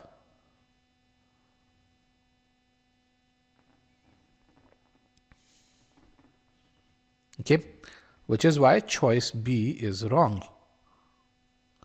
No, the placement can be sandwiched. The placement doesn't determine that. Because it's sandwiched, it's right next to either one. And again, when you go through the modifiers concept file, you'd really see the modifier can be placed before or after. Again, go through the verb ing modifiers concept file and you'll know exactly what I'm really saying. Okay. Now let's look at choice D, which is my correct answer. Mass determines whether a star, after passing through the red giant stage, so what's passing through the red giant stage? The star itself, will compress itself, whether a star will compress itself into A, B, or C. Okay. There's a person who says, but mass cannot refer to the red giant stage. It can from a construction standpoint. And this is where the inferred meaning, remember, GMAT SC is a test of clear communication, and you look at this and say, hey, I've sandwiched this modifier. It could kind of modify either one, don't know which one. So I have a problem. Isn't whether changing the meaning of the sentence? Is it?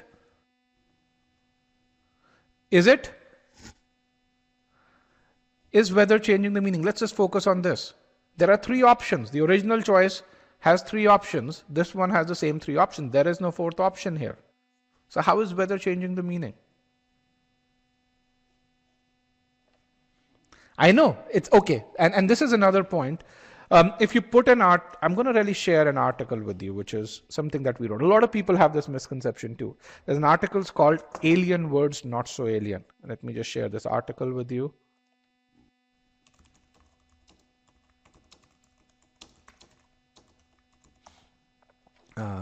This is an article that we wrote in 2013 over here, and let me see web links. Let's get an article. And a lot of people, this is, I don't see a word in my original prompt. I am not gonna choose it even if I see it in the correct answer choice. So here's an article, Alien Words Not So Alien, and you would see examples of official, not one, not two, but 3 or 4 examples. And this is from 2013. I think right now we can find probably 15 or so examples where people can really say that.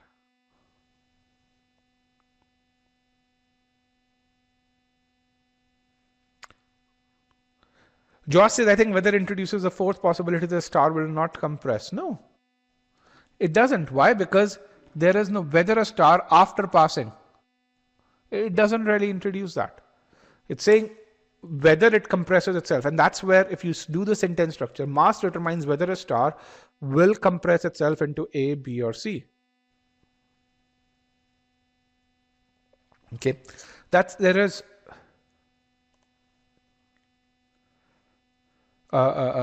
let's kind of do, and again, I may miss the exact names, but the sentence structure is good. Let's kind of do that.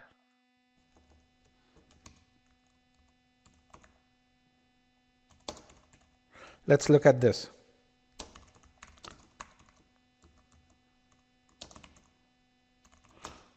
Who does Ronaldo play for? It's which Spanish team does Ronaldo play for?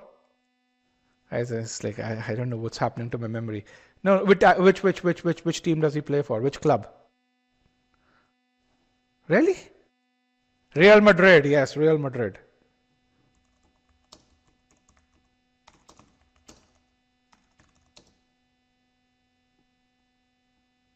Let's call it Ronaldo's fitness or mood.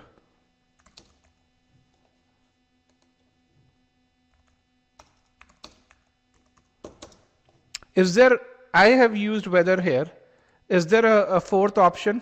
Well, okay. Let's look at, okay, he left Real Madrid. I am obviously not so up to date. So let's do that. I don't want to offend football fans, or as we call it in the US. Let's use Juventus with a capital J. So is there a fourth option here? Is there a third option here other than winning or losing? No, there is no third option. I've used weather here. Well, no, is there a third option as per this sentence? I know in the game you could have a draw. Is there a third option as per this sentence? No. There is no third option, even though in reality that exists. But as per what the author is telling you, there is no third option. Okay, and this is, I think, where the beauty of sentence structures is. If you understand that beauty of sentence structures, if you deliberate on that, that's when you get to that 90th percentile.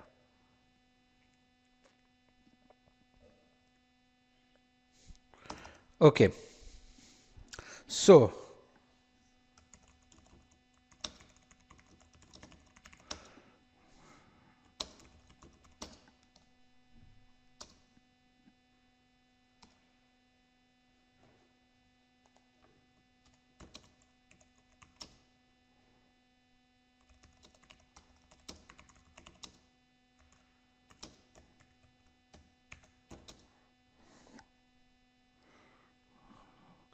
I'm just forming a sentence to talk about how do we know whether it refers to the star or whether it refers to the mass piece here. After going through the IPO.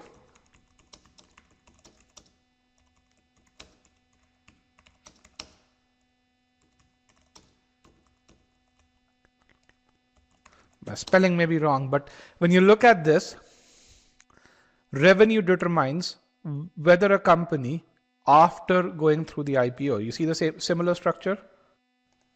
Determines. Thank you about that. Thank you. Do you see a similar structure?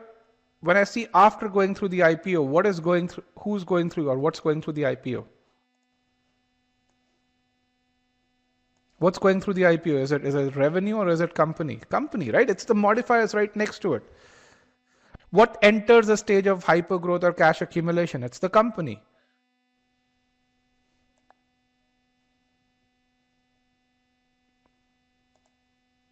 I can really just do another version of it, and let's kind of try and do a few more versions of this. After raising money, after going through the IPO, we can really do that.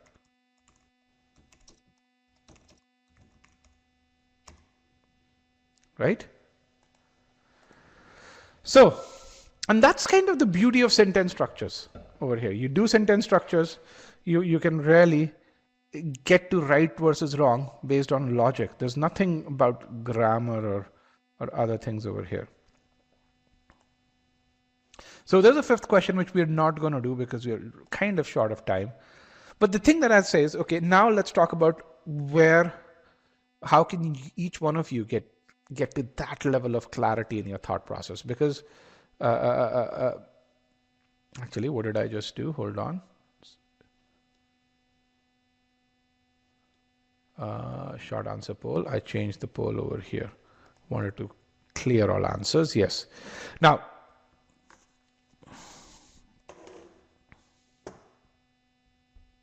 so if you spent, what is the correct option in question 4? It was choice D, by the way.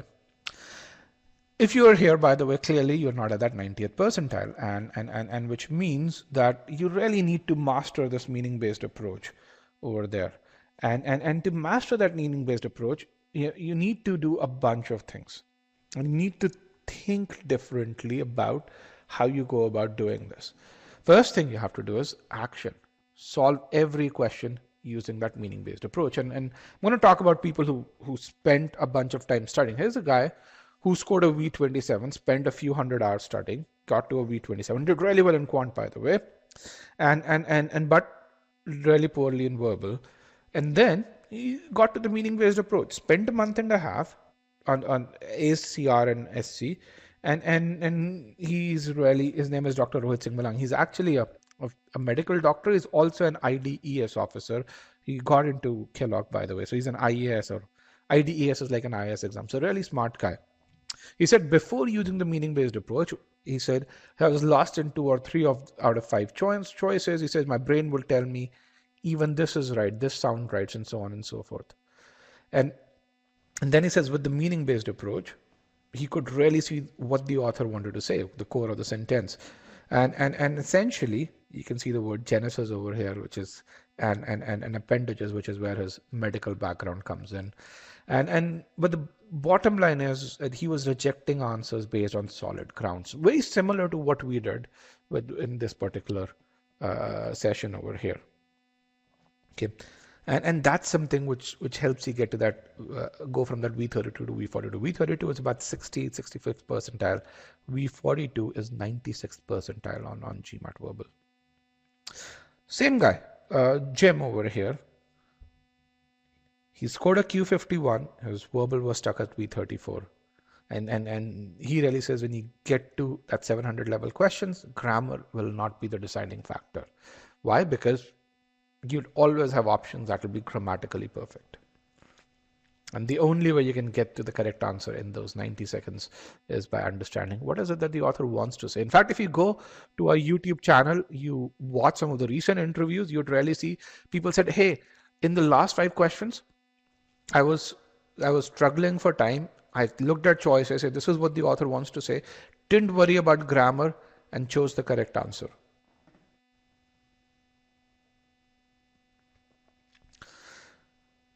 So the thing which you have to understand is that each one of you has been focusing on learning grammar, but you've been rejecting this means to really, how do you extract the correct meaning out? And which is where you need to understand, you need to pause, you need to extract all of those aspects. You need to understand all the sentence structures. If you look at this session, we did 4 sentences, but 14 to 15 sentence structures.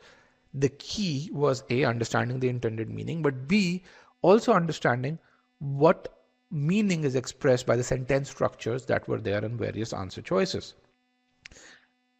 But you still need to do concepts because you do need to know grammar, otherwise you won't be able to understand how to build these sentence structures. Okay. So when you think about grammar plus sentence structures, you not only have those, 7 error types where you have subject, verb, verbs, pronouns, modifiers, parallelism, and comparison.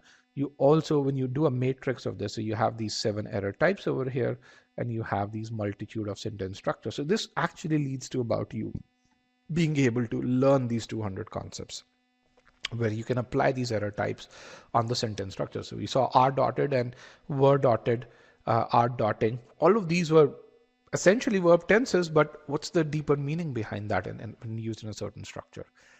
That's when you master that, that's when you get to that 90th percentile over there. Okay.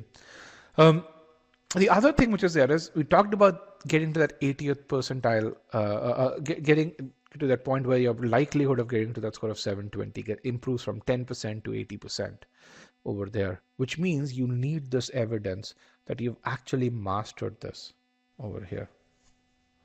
So how do you do that?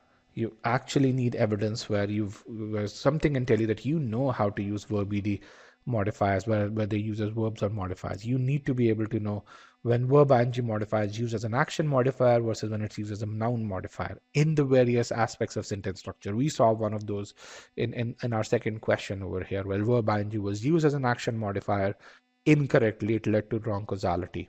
If you know how it's used as an action modifier, you will have gotten, or you would have gotten the wrong causality, you would have rejected that answer choice.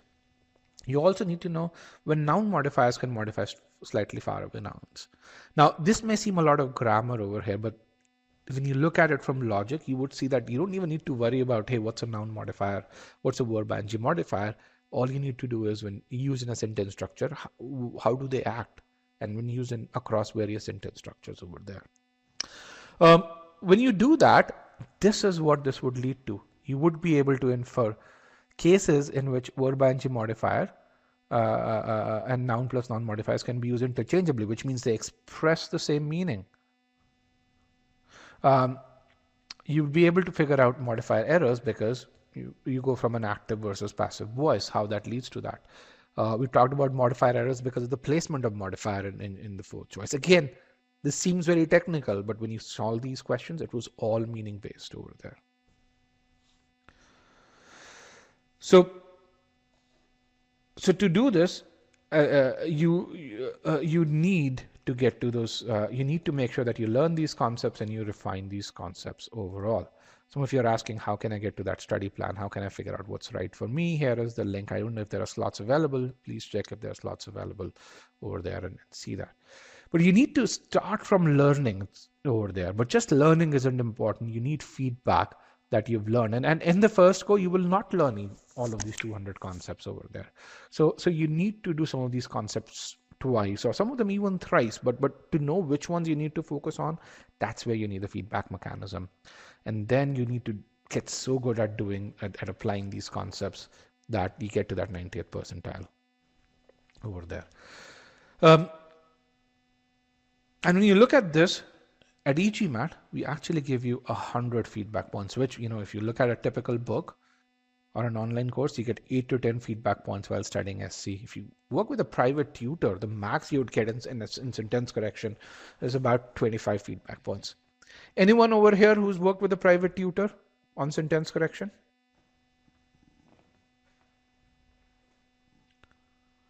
Yes. How many feedback points do you get? If you're saying yes, how many times is the person really says, hey, this is, you're precise, you're really good in this, so you don't need to worry about this, you're really, really good. How many of them? Because a private tutor does give you, the reason why a private tutor is effective, and it is effective, is because they do give you that personalized feedback. How many times have you gotten this? And this is, in my opinion, the most that you would get from a private tutor if you spend a ton of money over there. The other piece is application. When you go through a typical course, you go through all the video lessons together, and then you solve questions. Isn't that the typical architecture of learning? You learn all the concepts, and then you say, let's solve questions. And by the time what happens is you have all of these concepts over here, and then you say, okay, I'm going to go through a quiz platform, or most people will give you just official questions with really crappy solutions, and you're now applying these concepts over here. You get some questions right, you get others wrong over there. That's not the right way of learning over there. You have to learn application while you're learning concepts, and you have to get feedback on applying those concepts as well. So in addition to those 100 conceptual points, we give you 23 times feedback while you're learning these concepts. This is even before you get to the practice piece over there. So this is where all of the application files. So this is subject verb module. You have concepts, and then we teach you application twice in this. We have two entities which are just for application. And by the way, there's evaluation just in the context of subject verb. There's evaluation just in the context of verbs. There are multiple applications instances just in the context of modifiers. You've not even started practicing over here, by the way. A practice platform is completely separate. But you're learning this and you're being evaluated over here. And then let's see how does this happen. So I'm going to talk about the simplest module. This is the easiest module which is there in the e-GMAT course. This is a screenshot of the learning platform. Okay, not our Scholaranium platform, but the learning platform. You'd see a few things over here. You'd see entities which teach you specific things. Subject, verb, agree, number. Subject, verb makes sense over there. The second thing that you'd see is evaluation of this particular student. Here's a guy who got 730, and you'd see this as evaluation. The third thing is you'd see how much time he spent. This is not the length of the video. This is how much time he spent. All the revision, Everything is tackled over here. Here's something that you don't see. You only see these two entities over here. What you don't see is that for this particular file, we have built technology that captures about 60 data points over here. 60 data points go in there. In addition, in addition to the quizzes that give you these scores, and based on that, we give you this part. This is technology that we built in-house over there. Okay. Now, here is how this data helps. This guy scored 60% in the application file, but then you see that in this practice quiz, he did really well. And the reason why he did really well is because you can see how much time he spent on the application file. He revised his mistakes. He made notes over there. And that's why he used the feedback, and right away he could confirm that he's doing well. And that gave him the license to move forward over here. By the way, if I showed a student who actually scored 50 percentile score, what you would see for him is these scores will indicate they won't be 100%. They would be more like 60% over here. Even before 10 days before you take your first ability quiz, a month before you take your first mock, I can tell you what you would score, because these evaluations are telling me what you know, what you don't know, the exposing gaps. When you score that 60%, you get that feedback to really say this is what you need to revise. And if you don't revise, that's up to you. That's one thing that we don't do that a private tutor will do. Why? Because again, we don't charge you $300 an hour. And it's difficult to enforce through technology, but we do tell you you're not ready. We do tell you you're ready. And we do tell you at a very granular level. Here's another example. Here's the verbs module over here. What you see over here, again, consistent scores. You can see how much time this guy is spending. Now, in this verbs practice quiz, he did not do as well. He scored 64%. But he did do well on the next quiz, which is the verbs OG quiz over here. There's a reason why he did well, because he revised the questions that he got wrong. This is the screenshot of our verbs practice quiz over here, and you can see he has bookmarked these questions. He revives them, and because of which he was able to get 100%. He took that feedback into account. When you take that feedback into account, you actually end up doing really well. And this wasn't his first attempt when he scored 730. It was his final attempt over there. And again, you see the same thing. Concepts can help narrow down the options from 5 to 2. But after that, it's that application that plays that game-changing role over here. You watch each of these videos, you're going to really see very, very similar expressions in SC, CR, and RC over here. Okay. So with that, I'd like to end this webinar. Let me just share the session PDF so you guys have this with you. And here's a session PDF over here. So what are some of the next steps? First of all, go to the free trial. Go to e-GMAT.com. If you're not a paid student, you'll land right into the free trial. Attempt all the files in the free trial. Solve every question using meaning. Okay, so you make sure you master that meaning-based approach. If you're an e-GMAT student, you take that feedback seriously, and revise areas where we tell you to revise, and focus on just not just focus on concepts. We get a set of students who are very happy with their scores in the concept files, but they say, okay, I have these 7 concept files, I have these 3 application and practice files. So what? I did well in 7, I didn't do well in these 3. So I'm okay. No, don't do that. Please take that feedback. You've got to learn to apply these concepts while you're learning them. If you score poorly in the application files and the next set of practice files, take that feedback into account, please, because it'll save you a ton of time. It'll save you a ton of heartache over there. And this is really important. Why? Because we understand that you want to move forward. We understand that you want to finish the course, but also understand you're aiming for that 90th percentile. If you leave gaps hanging, you will not get to that 90th percentile. And if you fix those gaps right then and there, you will get to that 90th percentile. We have enough data that tells us either way. Okay. And the thing which is there is you need that feedback. Without feedback, you might get to a 640, 650 score. You will not get to that 750 score over there. Okay, with that, I want to thank you guys for joining me today over here. Here is the session PDF. Here is this, and I'd be happy to answer your questions, but before that, it'd be great if I could get some feedback on the webinar itself. That'd be wonderful. How you like the explanations, what you learned from it. If I can get some of that feedback, that'd be great. If you can type that feedback and share it over here, that'd be wonderful. Is there a session like that for quant? Yes, we have one tomorrow. Actually, let me just do that over here.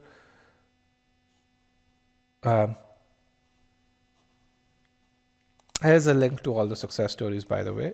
You guys can join. And let me give you the link to our quant session.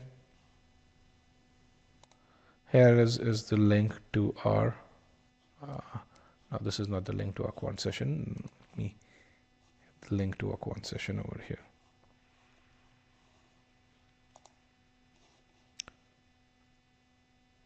Here is a link to our quant session that you guys can click on. That's tomorrow at 7 a.m. Pacific, 8:30 p.m. IST, 10 a.m. Eastern.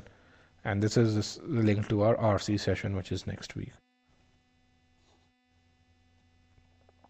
If you click on register now, you should be able to get to it. Okay. All right. If you're using a cell phone, you probably might you cannot download the presentation, and my apologies for that. So we will send the presentation with the recording. So in another 8 hours or so.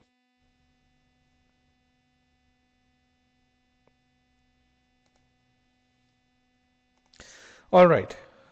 Let's look at questions. Do Indian students, despite having a good GMAT score and an excellent academic background, are they rejected by top B schools because B schools give students of their own country preference? Do they get rejected? Everyone gets rejected. Students from the US and students from India. Now, students from India do have, a slightly higher benchmark to achieve. Why? Because Indians are considered to be better test takers. In fact, we have an article in which we talk about, which is what is a good GMAT score. Let me share. And if you really just say what is a good GMAT score for any school that you're looking for, you should be able to get to that. If you just Google e-GMAT and then what is a good GMAT score for Harvard, what is a good GMAT score for X, Y, and Z, you should be able to do that. So first of all, those rejections happen with for students from every country over there, and that's something which is there. Why? Because a school always looks at balancing its incoming class. A school always looks at three things. One is your GMAT score. The second is, what have you achieved during your professional career, and the third is, of course, your academic. But academic or GMAT, they at times use in an interchangeable fashion too. Overall, the judgment that the school's making is that, are you going to contribute to the incoming class? Are you employable post this MBA? Is this MBA going to really give you a return on investment? And is it likely to help you get to that post MBA goal? So when you write a certain essay, when you tell this is what you want to do post your MBA, and if the admission officers like your candidacy, they then send your application to actually the recruitment office, and they would really say that, okay, do you think we can help this guy who's coming from XYZ background, who wants to go to ABC background? Do you think we can help him go there? So they send that to the placement office, and if those guys say yes, then you guys get an admission. If those guys say no, we're not so sure, then this is what we'd like to know more about, and then those are questions that are asked in the interview. Larry says, to reinstate what was stated, the question 7 answer choice A will always imply to some degree the intended. Yes, it does, Larry. Yes. Okay. All right. Okay, guys, with that, I look forward to seeing you on e-GMAT.com, and I thank you for joining these sessions. All the success story links go to the same video? They shouldn't. Hold on. Do they go to the same video? Really? Okay, let's just check the next one. Oh, they do. I am so sorry about that. Sorry about that. Hold on. And I have no idea how that happened. That's why you shouldn't do Control C, Control V. But let me just update the success story links over here in real time. And let's get to playlists.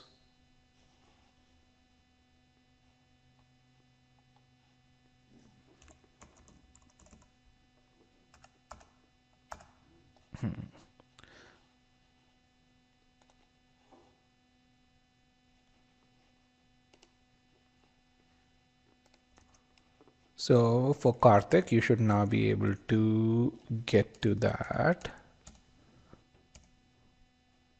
Done. I think Karthik should now go to Karthik's link. Let's just verify. Yes, it's going. And let's edit this as well.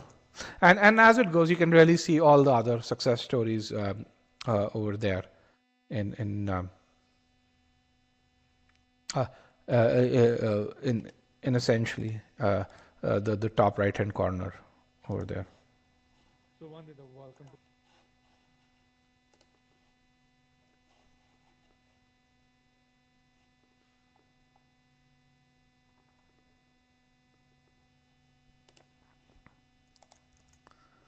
and let's fix Garima's link as well. And my apologies, guys. Garima's link should now go to the right one. Let's check that. Yes, it is.